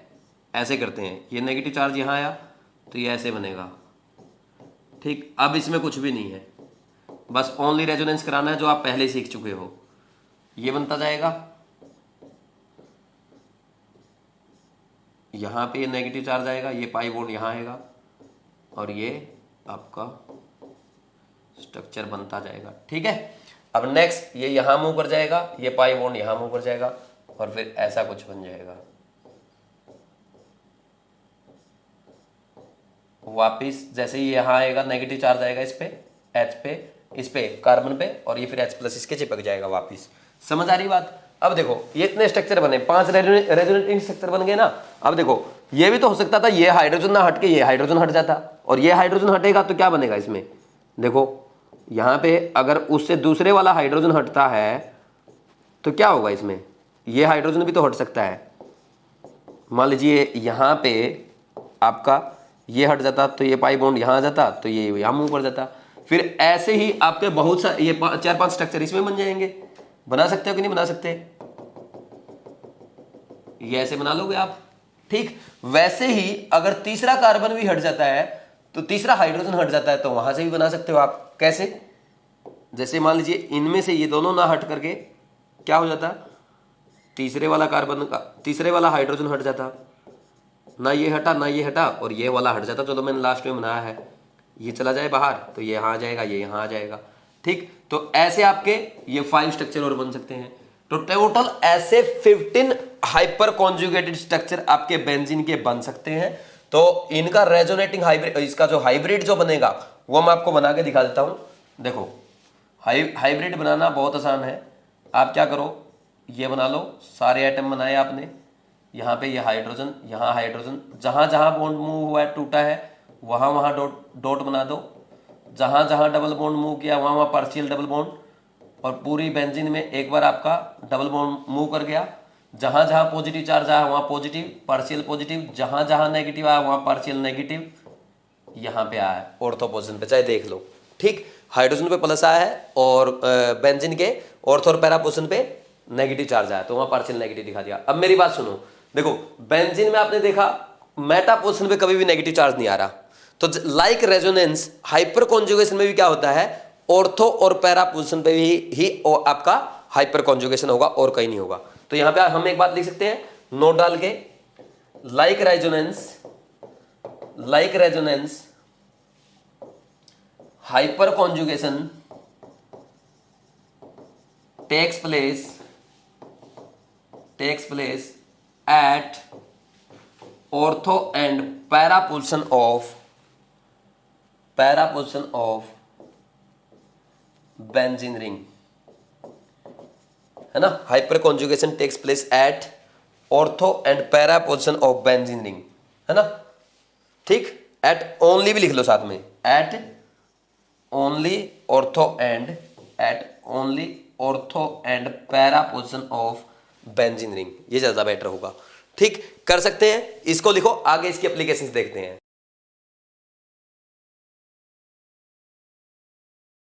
देखो अब अपने को एक क्वेश्चन करने हैं, यहां पे आपका रेजोनेंस भी मिक्स होगा, हाइपर कॉन्जुगेशन भी होगा, इंडक्टिव इफेक्ट भी होगा, तो सबका ध्यान रखते हुए आपको ये क्वेश्चन ट्राई करने हैं। एक बार तीनों क्वेश्चन ट्राई करो, बहुत ही इजी क्वेश्चन है, आराम से आप कर सकते हो। जैसे फर्स्ट क्वेश्चन, अगर आप मेरे साथ साथ करना चाहते हो तो फर्स्ट क्वेश्चन की तरफ देखो। इनमें सब में आपने क्या देखा, बेंजाइल कार्बोकेटायन है, ठीक। तो बेंजाइल कार्बोकेटायन में बेंजीन पे यहाँ पे कुछ नहीं लगा, यहाँ पे CH3 लगा है, तो CH3 के 3 अल्फा H होंगे, ठीक। यहाँ पे इसके 2 अल्फा H होंगे, इथाइल लगा है, ठीक। यहाँ पे प्लस M शो करेगा, OH है, ये प्लस M, और ये इलेक्ट्रॉन विड्रॉइंग ग्रुप का काम करता है, माइनस I का काम करता है बेंजीन पे जब रेजोनेंस में हो हैलोजन। बात समझ में आ रही है?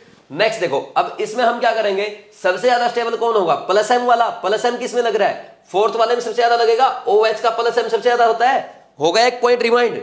तो फोर्थ के बाद फिफ्थ वाला, फिर ये तो सबसे कम स्टेबल होगा इलेक्ट्रॉन विड्रॉइंग वाला। अब इधर आ जाओ, इनमें इस पे 3 अल्फा H, इस पे 2 अल्फा H, इस पे कुछ भी नहीं लगा, तो सबसे ज्यादा स्टेबल 3 अल्फा H वाला, सेकंड वाला, फिर फोर्थ वाला, सेकंड वाला, फिर थर्ड वाला, सेकंड के बाद थर्ड वाला, फोर्थ वाला सबसे ज्यादा स्टेबल है, फिर फर्स्ट वाला। थोड़ा सा इनको उधर लिखते हैं, दोबारा लिख देता हूं, क्या था, फोर्थ वाला सबसे ज्यादा स्टेबल, फिर आपने लिखा फिफ्थ वाला, फिफ्थ वाले के बाद कौन सा आ रहा है, फिफ्थ के बाद सेकंड वाला 3 अल्फा H है, फिर थर्ड वाला, फिर फर्स्ट वाला, और सिक्स्थ वाला सबसे लास्ट में। समझ आ रही बात? मान लीजिए यहाँ पे Cl के साथ यहाँ पे एक और दिया रहता, फ्लोरीन लगा रहता, तो फ्लोरीन अगर लगा रहता पैरा पे, तो फ्लोरीन वाला ज्यादा स्टेबल होता है, क्लोरीन वाला ज्यादा स्टेबल होता, क्योंकि हैलोजेंस में क्या होता है, जब वो रेजोनेंस में होते हैं ना, उनके इलेक्ट्रॉन विड्रॉइंग का पावर उल्टा हो जाता है, फ्लोरीन से ज्यादा क्लोरीन से ज्यादा ब्रोमीन से ज्यादा आयोडीन का। ये बताया था मैंने आपको, ये ध्यान रखना है, ठीक, दो कॉन्सेप्ट रिवाइज करा दिए कि OH का प्लस M ज्यादा होता है OCH3 से यानी OR से, और इलेक्ट्रॉन विड्रॉइंग पावर हैलोजेंस में उल्टा ऑर्डर होता है, जो आप सोचते हो उसका उल्टा। अब नेक्स्ट वाला क्वेश्चन देखो, नेक्स्ट वाले क्वेश्चन में क्या दे रखा है, यहां पे हाइपर कॉन्जुगेशन, यहां भी हाइपर कॉन्जुगेशन और यहां भी हाइपर कॉन्जुगेशन, यहां पे मिथाइल ग्रुप दे रखा है, तो मिथाइल ग्रुप यहां पे मेटा पे है, मेटा पे कभी भी हाइपर कॉन्जुगेशन नहीं होता, ऑर्थो और पैरा पोजीशन पे होता है, इसलिए ओनली प्लस आई का काम करेगा। तो प्लस आई वाला सबसे कम स्टेबल होगा क्योंकि हाइपर कॉन्जुगेशन ज्यादा इफेक्टिव होता है। ठीक, तो इनमें सबसे ज्यादा स्टेबल कौन होगा, आपको पता है ऑर्डर, फर्स्ट वाला, फिर सेकंड वाला, फिर थर्ड वाला, लिखा था ना CH3 का हाइपर कॉन्जुगेटिव है, हाइपर H इफेक्ट ज्यादा होता है, फिर CT3 का सबसे कम होता है। अच्छा मैंने CT3 लिख रखा क्या, इस ऑर्डर को भी सही कर लेना, 1 के बाद कौन आएगा, 3 वाला, फिर 2 वाला। ठीक, ये मिस्टेक मत कर देना जो मैंने अभी कर दी थी, ऐसी मिस्टेक्स हो जाती है एग्जाम में जल्दबाजी में। नेक्स्ट वाला देखो, इस क्वेश्चन में जब आप करेंगे, इसमें हमने क्या देखा, यहां पे सारे कार्बोकेटाइन दे रखे हैं। अब बच्चे इसमें क्या मिस्टेक करते हैं, सीधा सोचते हैं CH3 CD3 CT3, सीधा हाइपर कॉन्जुगेशन लगा देते हैं। अरे हाइपर कॉन्जुगेशन कहां से होगा, ये बेंजीन थोड़ी है कि पैरा पोजीशन है, इनके पास तो एक एक अल्फा एच है ओनली सबके पास। ये देखो एक अल्फा एच, ये किसका काम करेगा, प्लस आई का, ये प्लस आई का, हाइपर कॉन्जुगेशन का काम नहीं करेंगे इस बार, ये मिस्टेक मत कर देना, ये माइनस आई का काम करेगा। तो सबसे ज्यादा स्टेबल कौन होगा, फर्स्ट वाला के सेकंड वाला के थर्ड वाला, भाई थर्ड वाला होगा हाइपर कॉन्जुगेशन, सबसे इंडक्टिव इफेक्ट सबसे ज्यादा थर्ड का, फिर सेकंड, फिर फर्स्ट, और फोर्थ वाला माइनस आई डिस्टेबलाइज करेगा। ये ऑर्डर जल्दी से लिख लो, फिर आगे बढ़ते हैं।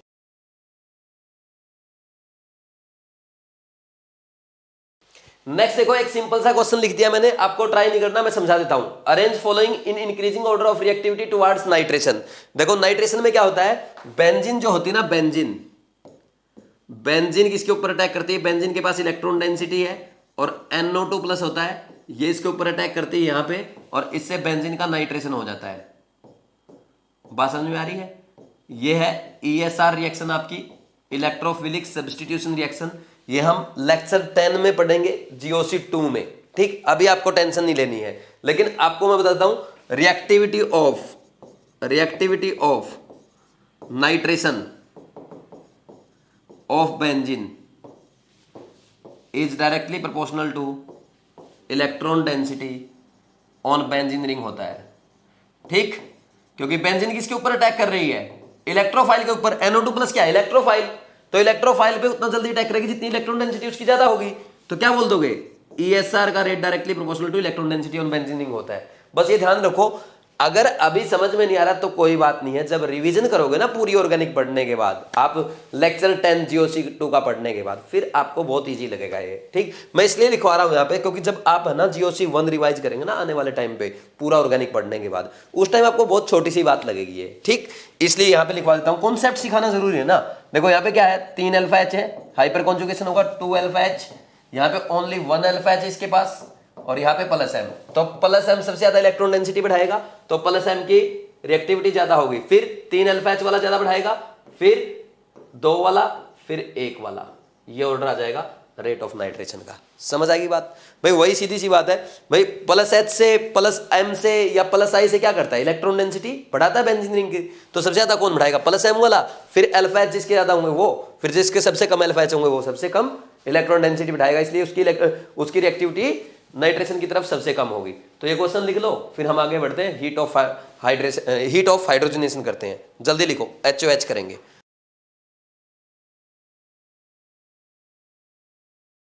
अब नेक्स्ट लिखो fourth application, heat of hydrogenation. Fourth application लिखना आपने को, हीट ऑफ हाइड्रोजनेशन। ठीक, और शॉर्ट में इसको बार बार मैं क्या बोलूंगा, HOH बोलूंगा। ठीक, हीट ऑफ हाइड्रोजनेशन। ठीक, पहले इसकी डेफिनेशन लिख लो मेरे साथ साथ, फिर मैं आपको एक्सप्लेन कर दूंगा। लिखो, it is the amount of heat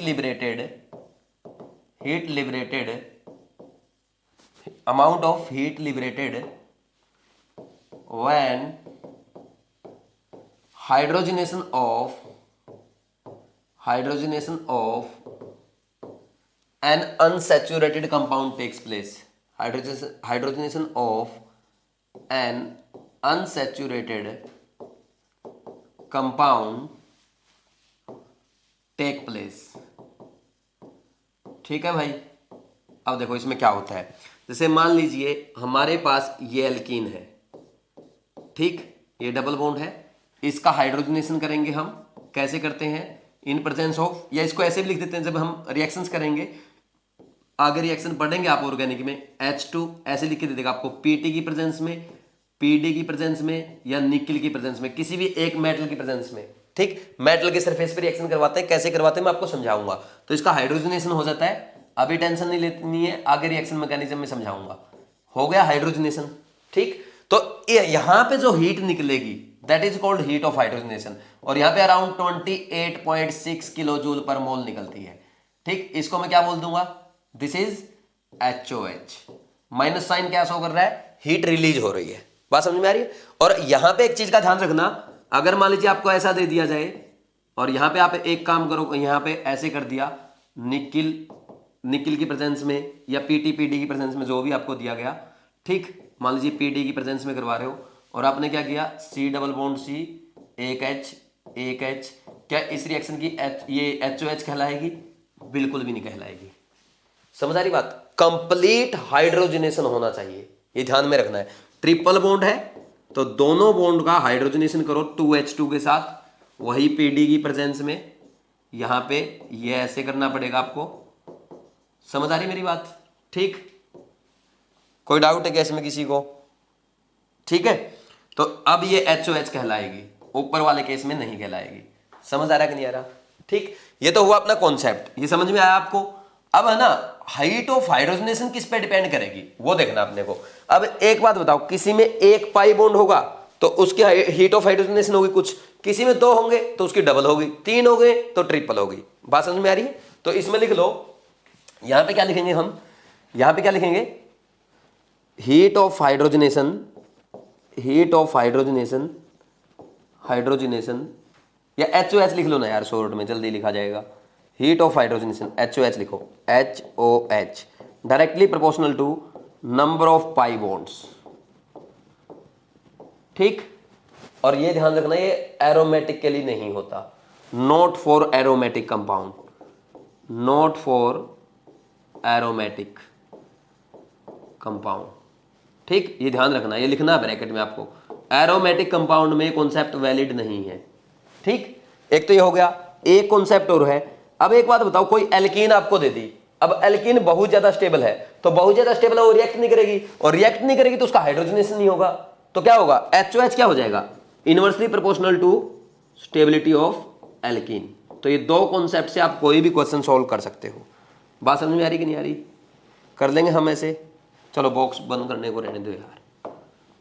ठीक, अब नेक्स्ट देखो, नेक्स्ट यहां पे ना दो केस मैंने आपको समझाए, दो एग्जांपल समझा देता हूं।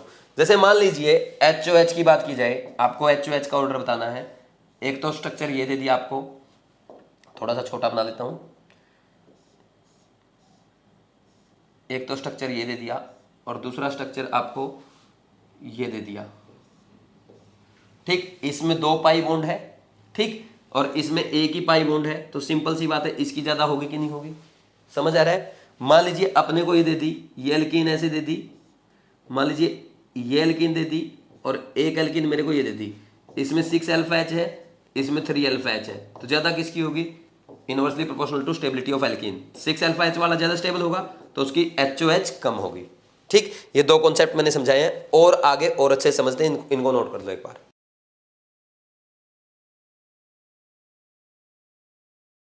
अब ये तीन क्वेश्चन मैंने HOH पे आपको दिए हैं, इजीली आप कर सकते हो। आपको दो फॉर्मूले लिखवाए हैं, उन दो फॉर्मूले में बेस्ड है, ये तीनों क्वेश्चन ट्राई करके देखो। वैसे भी सिंपल सा कॉन्सेप्ट है, आप स्टेबिलिटी ऑफ एल्कीन पढ़ चुके हो। जो एल्कीन ज्यादा स्टेबल होगी उसकी HOH क्या होगी, कम होगी, सीधा सा फंडा ये है। और किसी में अगर नंबर ऑफ पाई बॉन्ड ज्यादा है तो उसकी HOH ज्यादा होगी, क्योंकि भाई एक की मान लीजिए X है तो दो की कितनी होगी, 2X होगी, वो तो सिंपल सी बात है। तो आप कर सकते हो, एक बार ट्राई कर लो, खुद से ट्राई कर लो, या अगर आप चाहो तो मेरे साथ साथ कर सकते हो। चलो करें स्टार्ट। जैसे सबसे पहले आपको ये देखना है कि नंबर ऑफ पाई बॉन्ड देखो, 1 1 1 1 1 1 1 1 2। अब इसमें 2 पाई बॉन्ड आ गई, तो 2 पाई बॉन्ड वाले की ज्यादा होगी, ऑब्वियस सी बात है। तो 2 पाई बॉन्ड वाले की ज्यादा होगी तो 9 वाला सबसे आगे आ जाएगा। कोई डाउट है क्या इसमें? ठीक, 9 वाले की सबसे ज्यादा होगी। ठीक, फिर इसके बाद अब आपको देखना जो एल्कीन सबसे ज्यादा स्टेबल है उसकी HOH सबसे कम होगी। इसमें देखो 0 अल्फा H, इसमें कितने हैं 3 अल्फा H, इसमें कितने हैं 6 अल्फा H, इसमें कितने हैं 6 अल्फा H, इसमें भी 6 अल्फा H हैं। यहाँ पे आपके कितने 2 4 6 8 अल्फा H, और यहाँ पे आपके कितने 9 अल्फा H, और यहाँ पे कितने आपके 12 अल्फा H। तो अब बताओ सबसे कम स्टेबल कौन होगी जिसमें सबसे कम अल्फा H है? 1 वाली। तो 1 वाले की HOH सबसे ज्यादा होगी। ये HOH का ऑर्डर लिख रहा हूं मैं। ठीक, अब देखो फिर इससे ज्यादा स्टेबल कौन होगी? इससे ज्यादा स्टेबल 3 अल्फा H वाली, तो इसकी कम होगी। ठीक, सेकंड वाली, सॉरी नंबर तो सेकंड है ना, भले ही 3 अल्फा H उसमें। ठीक, अब ये तीनों क्या है, इनमें सेम अल्फा H है। ठीक, 6 अल्फा H है, इनमें सबसे कम स्टेबल, सबसे ज्यादा स्टेबल कौन सी होगी? थर्ड वाली, अनसिमेट्रिक वाली, इसकी सबसे कम HOH होगी। फिर इन दोनों में ज्यादा स्टेबल कौन सी होगी? ट्रांस वाली, तो इसकी HOH 6 से कम होगी, फोर्थ वाले की ज्यादा हो जाएगी। ये ऑर्डर आ जाएगा। फिर इसमें 8 अल्फा H, इसमें 9 अल्फा H, फिर इसमें 12 अल्फा H, ये सबसे कम स्टेबल, ये इसकी HOH सबसे कम, फिर इसकी इनसे ज्यादा होगी। तो 6th वाले क्वेश्चन की सबसे ज्यादा होगी।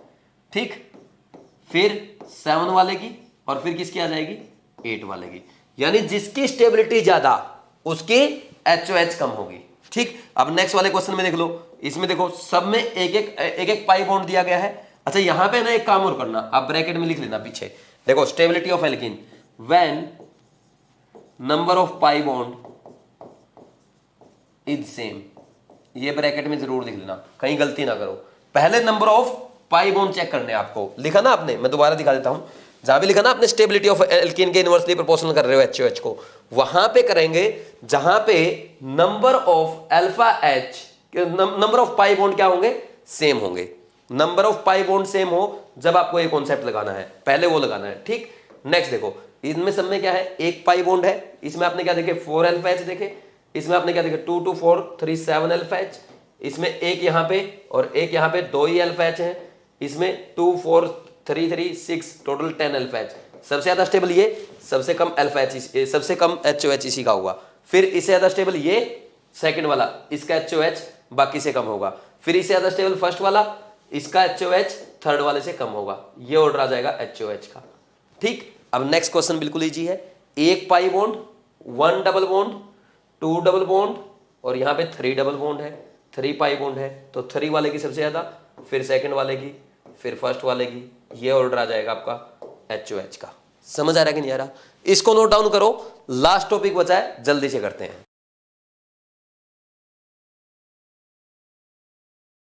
अब नेक्स्ट लिखो आज का last topic, resonance energy. Heading डाल लो रेजोनेंस एनर्जी, और मेरे साथ साथ लिखो रेजोनेंस एनर्जी।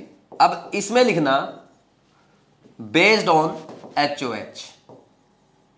ठीक, HOH की एप्लीकेशन है, हीट ऑफ हाइड्रोजनेशन की एप्लीकेशन एक टाइप से हम पढ़ रहे हैं। वैसे तो हम रेजोनेंस एनर्जी जो कैलकुलेट करते हैं ना, किसी भी टाइप की हीट ऑफ रिएक्शन से कर सकते हैं, लेकिन यहां हम HOH से समझते हैं। भाई रेजोनेंस एनर्जी का सिंपल सा एक ही फंडा है, theoretical energy minus experimental energy, इन दोनों का डिफरेंस देखना है, और हमेशा आपका आंसर माइनस में आना चाहिए, क्योंकि रेजोनेंस एनर्जी जो होती है वो हमेशा रिलीज होती है, और रिलीज जो होगी वो एक्सोथर्मिक प्रोसेस होगी, उसका डेल्टा एच हमेशा क्या आएगा? नेगेटिव आएगा, क्योंकि रेजोनेंस क्या है? स्टेबलाइजिंग फिनोमिना है, और स्टेबलाइजिंग फिनोमिना में क्या होता है? एनर्जी घटती है, स्टेबिलिटी बढ़ती है। सिस्टम की एनर्जी कब घटेगी? जब सिस्टम में से एनर्जी रिलीज होगी, तभी तो सिस्टम की स्टेबिलिटी बढ़ेगी। जैसे मान लीजिए किसी की एनर्जी 100 थी, 100 में से मान लीजिए कितनी रिलीज हो गई? 40 रिलीज हो गई, तो कितनी बचेगी? 60। तो क्या बोलोगे? एनर्जी घटी, स्टेबिलिटी बढ़ी, कितनी रिलीज हुई? 40 रिलीज हुई, तो डेल्टा एच क्या लिखोगे? -40। ऐसे तो लिखते हैं, समझ आ गया? तो इसलिए हम बोलते हैं रेजोनेंस एनर्जी हमेशा एक्सोथर्मिक प्रोसेस आएगी, ये आपको ध्यान रखना है।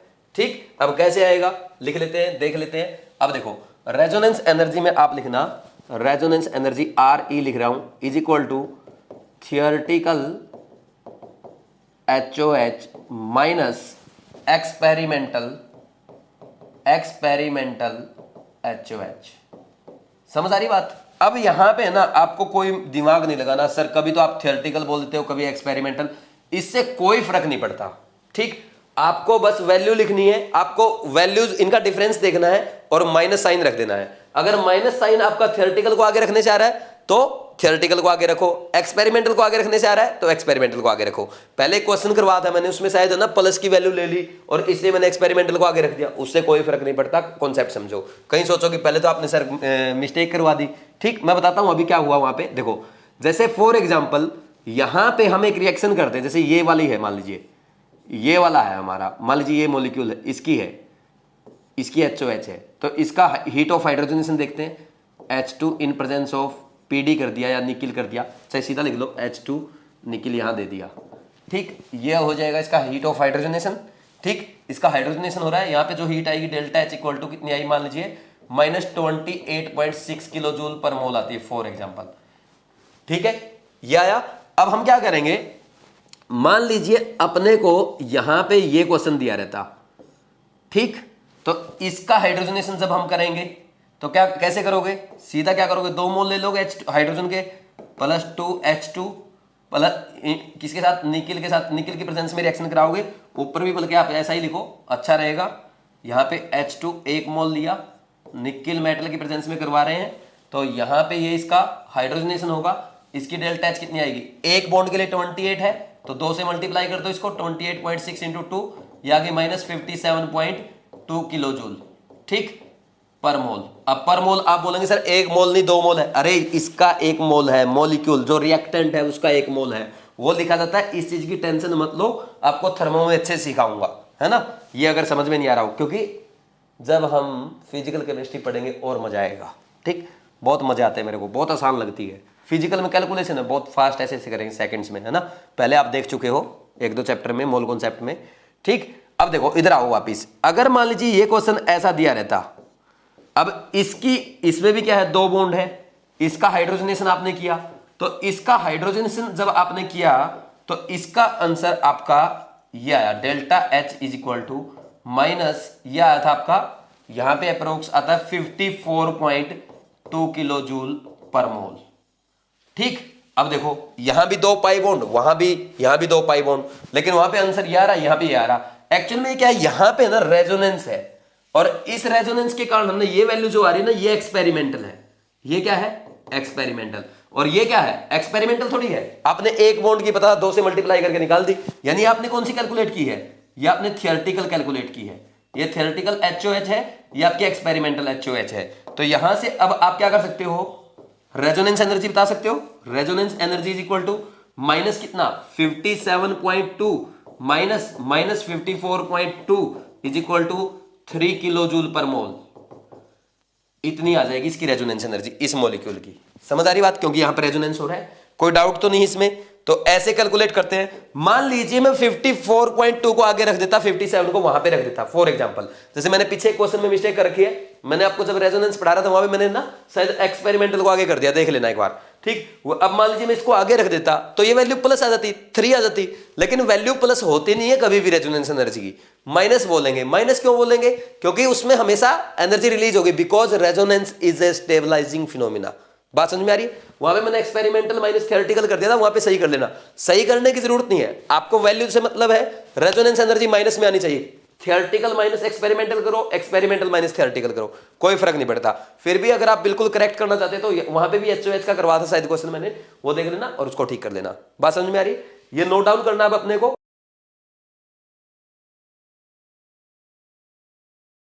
अब नेक्स्ट मैं आपको ये समझा रहा था, अगर मैं आपसे पूछूं ये वाली एल्काडाइइन है, यानी 2 पाई बॉन्ड जिस एल्कीन में है, और एक आपकी ये है, इनमें स्टेबिलिटी किसकी ज्यादा होगी बताना जरा, सोचो। इसकी ज्यादा होगी ना, क्योंकि ये क्या है, रेजोनेंस स्टेबलाइज्ड है। ठीक, अब नेक्स्ट देखो, ये हो गया। अगर बात की जाए HOH की, तो HOH तो क्या होगा, inversely proportional to stability. Inversely proportional to stability लिखने की जरूरत है क्या, लिखना चाहो तो लिख लो, इनवर्सली प्रोपोर्शनल टू स्टेबिलिटी होगा, और इनवर्सली प्रोपोर्शनल टू स्टेबिलिटी होगा तो आपका आंसर क्या आ जाएगा, HOH इसकी ज्यादा आ जाएगी। कॉन्सेप्ट समझ में आया, बस ये देख लेना, जो ज्यादा स्टेबल है उसकी HOH कम होगी, जो ज्यादा स्टेबल है वो रिएक्शन नहीं देना चाहेगा, और जब तक वो रिएक्शन नहीं देगा तो हीट ऑफ हाइड्रोजनेशन कैसे रिलीज होगी, तो यानी जो जल्दी रिएक्शन देगा वो कम स्टेबल है, कम स्टेबल जल्दी रिएक्शन देगा, और जल्दी रिएक्शन देगा यानी ज्यादा हीट ऑफ हाइड्रोजनेशन रिलीज होगी। बात समझ में आ रही है भाई? ये तो ज्यादा स्टेबल है ना, ये रिएक्ट ही नहीं करना चाहेगा। स्टेबल मॉलिक्यूल क्यों रिएक्ट करना चाहेगा? समझ आ रही बात? अब नेक्स्ट देखो, इसके बाद नेक्स्ट जो हम समझते हैं, एक बेंजीन वाला और समझते हैं। जैसे मान लीजिए आपको एक बॉन्ड की ऐसे दे दी, ये दे दी आपको, इसकी दे दी फॉर एग्जाम्पल, इसकी डेल्टा एच दे दी आपको -28.6 दे दी मान लो किलो जूल पर मोल, ठीक। और यहां पे बेंजीन की दे दी, बेंजीन की कितनी दे दी, +H2 3H2, ये बेंजीन को कंप्लीट हाइड्रोजनेशन कर दिया, तो कितनी दे दी, यहाँ पे डेल्टा एच मान लीजिए आपको -49.2 किलो जूल पर मोल दे दी, ठीक। अब मुझे ये बताओ यहाँ पे रेजोनेंस एनर्जी ऑफ बेंजीन कितना होगा? भाई सिंपल सी बात है, आपको क्या करना है, theoretical HOH minus experimental HOH। तो ये क्या है, गिवन है, गिवन क्या है, गिवन क्या है, एक्सपेरिमेंटल होगी, एक्सपेरिमेंटल HOH है। समझ आ रही बात? तो थियोरेटिकल कैसे कैलकुलेट करोगे, एक बॉन्ड की कितनी है 28.6 है, इनटू में 3 कर दो, माइनस प्रैक्टिकल जो दी गई है वो माइनस कर दो, कितना आएगा कैलकुलेट करना, ये 6 थी 18 28 थी 83 और 85.6 85.8 minus minus minus plus 49.6 which is equal to 36.2 आ जाएगा माइनस का, ऐसे आंसर आ जाएगा आपका। बात समझ में आ रही कि नहीं आ रही? ये करते हैं, ये इतना आसान है, कर दोगे कि नहीं कर दोगे ऐसे रेजोनेंस एनर्जी कैलकुलेट अगर आपसे पूछ ले तो। ये जो क्वेश्चन मैंने अभी करवाया ना आपको, ये सेम क्वेश्चन वैल्यूज देके मैं आपको वहां भी सिखाऊंगा थर्मो में, ठीक। तो अब देखो, मैं अगर आपसे पूछूं तो ये तो हो ही गया आपका HOH का। अगर आपसे ये क्वेश्चन पूछा जाए, जैसे मान लीजिए आपको ये दे दिया, थोड़ा सा और उधर करते हैं इसको, थोड़ा सा और साइड लो ताकि वहां पे अपने लिए स्पेस बन जाएगा। जैसे मान लीजिए मेरे को ये दे दिया HOH का ऑर्डर बताना है, ठीक। पहला दे दिया मेरे को ये वाला, ये तीनों रेजोनेंस में है। सेकंड दे दिया मेरे को बेंजीन रिंग, और थर्ड जो मेरे को दिया है वो दे दिया मान लो ये वाला। इन तीनों क्वेश्चन में ये तो रेजोनेंस हो जाएगा, यहां पे ये वाला, इसमें आपको HOH का ऑर्डर बताना है। तो देखो भाई यहां पे तो नॉन कंजुगेटेड है ये तो, ठीक, नॉन कंजुगेटेड। ये क्या है, कंप्लीट कंजुगेटेड है, तीनों रेजोनेंस है। और ये क्या है, एरोमेटिक है। भाई एरोमेटिक तो और भी ज्यादा स्टेबल होगी। स्टेबिलिटी का ऑर्डर अगर देखा जाए, सबसे ज्यादा स्टेबल कौन होगा, थर्ड वाला, फिर सॉरी सेकंड वाला।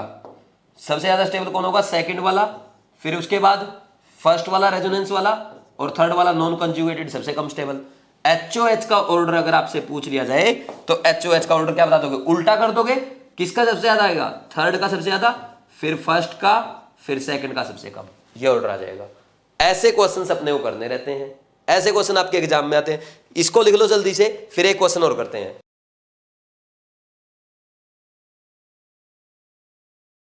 अब ये देखो, ये क्वेश्चन है, ये आपका नीट का पूछा हुआ क्वेश्चन है, बहुत ही इजी क्वेश्चन है, आप कर सकते हो। एक बार इसको ढंग से ट्राई करेंगे तो देखो क्या है, इजी सा क्वेश्चन है, एक बार ट्राई कर लो। जैसा पिछला क्वेश्चन मैंने समझाया बिल्कुल सेम है। देखो क्या है इसमें, ये तो एरोमेटिक है, ठीक, इसमें कंप्लीट रेजोनेंस है, यहां से यहां तक देखो पूरा कंजुगेशन में तीनों बॉन्ड, तो यहां पे रेजोनेंस हो रहा लगातार, और ये नॉन कंजुगेशन में है, नॉन कंजुगेटेड है, ठीक। तो अगर स्टेबिलिटी की बात करोगे, सबसे ज्यादा कौन होगा, स्टेबिलिटी की बात की जाए, फर्स्ट वाला सबसे ज्यादा स्टेबल होगा, फिर सेकंड वाला, फिर थर्ड वाला सबसे कम स्टेबल।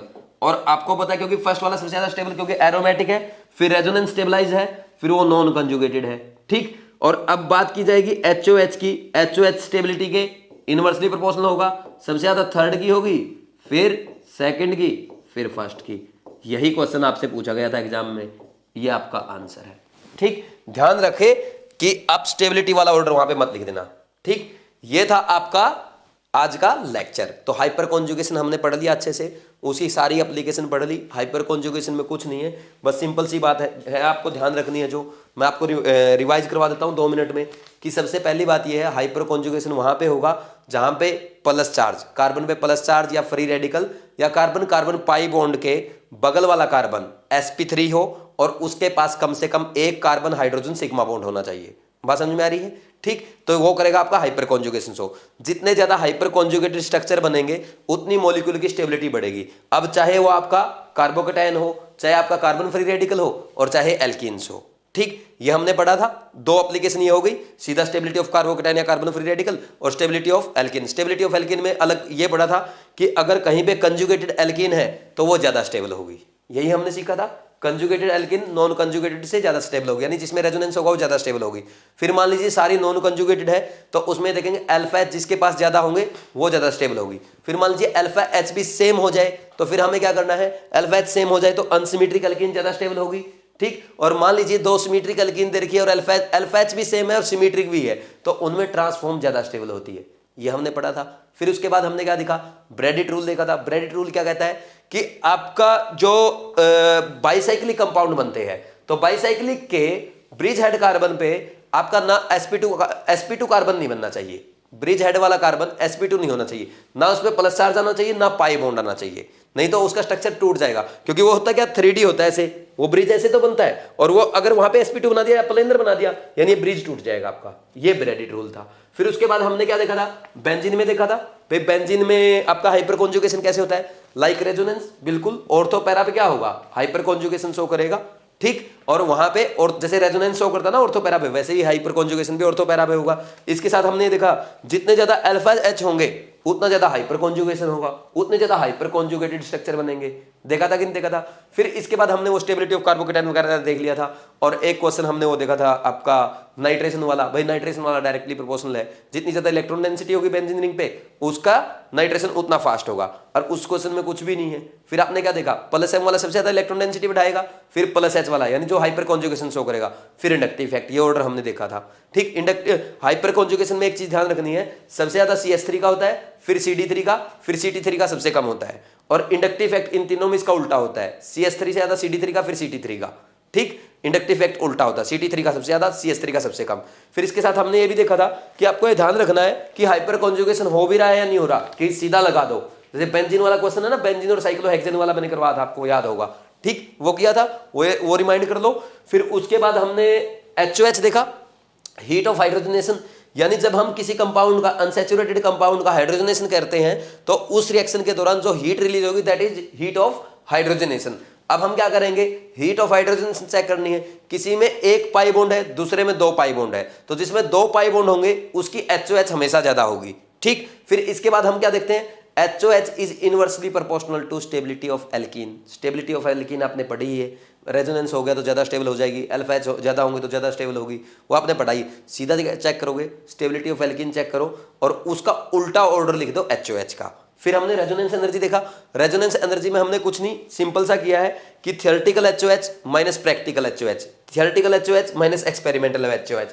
बस थियोरेटिकल का और एक्सपेरिमेंटल HOH का डिफरेंस देख लो और जो आंसर आए उसके आगे नेगेटिव लिख दो बस, क्योंकि रेजोनेंस एनर्जी क्या है, रिलीज होगी।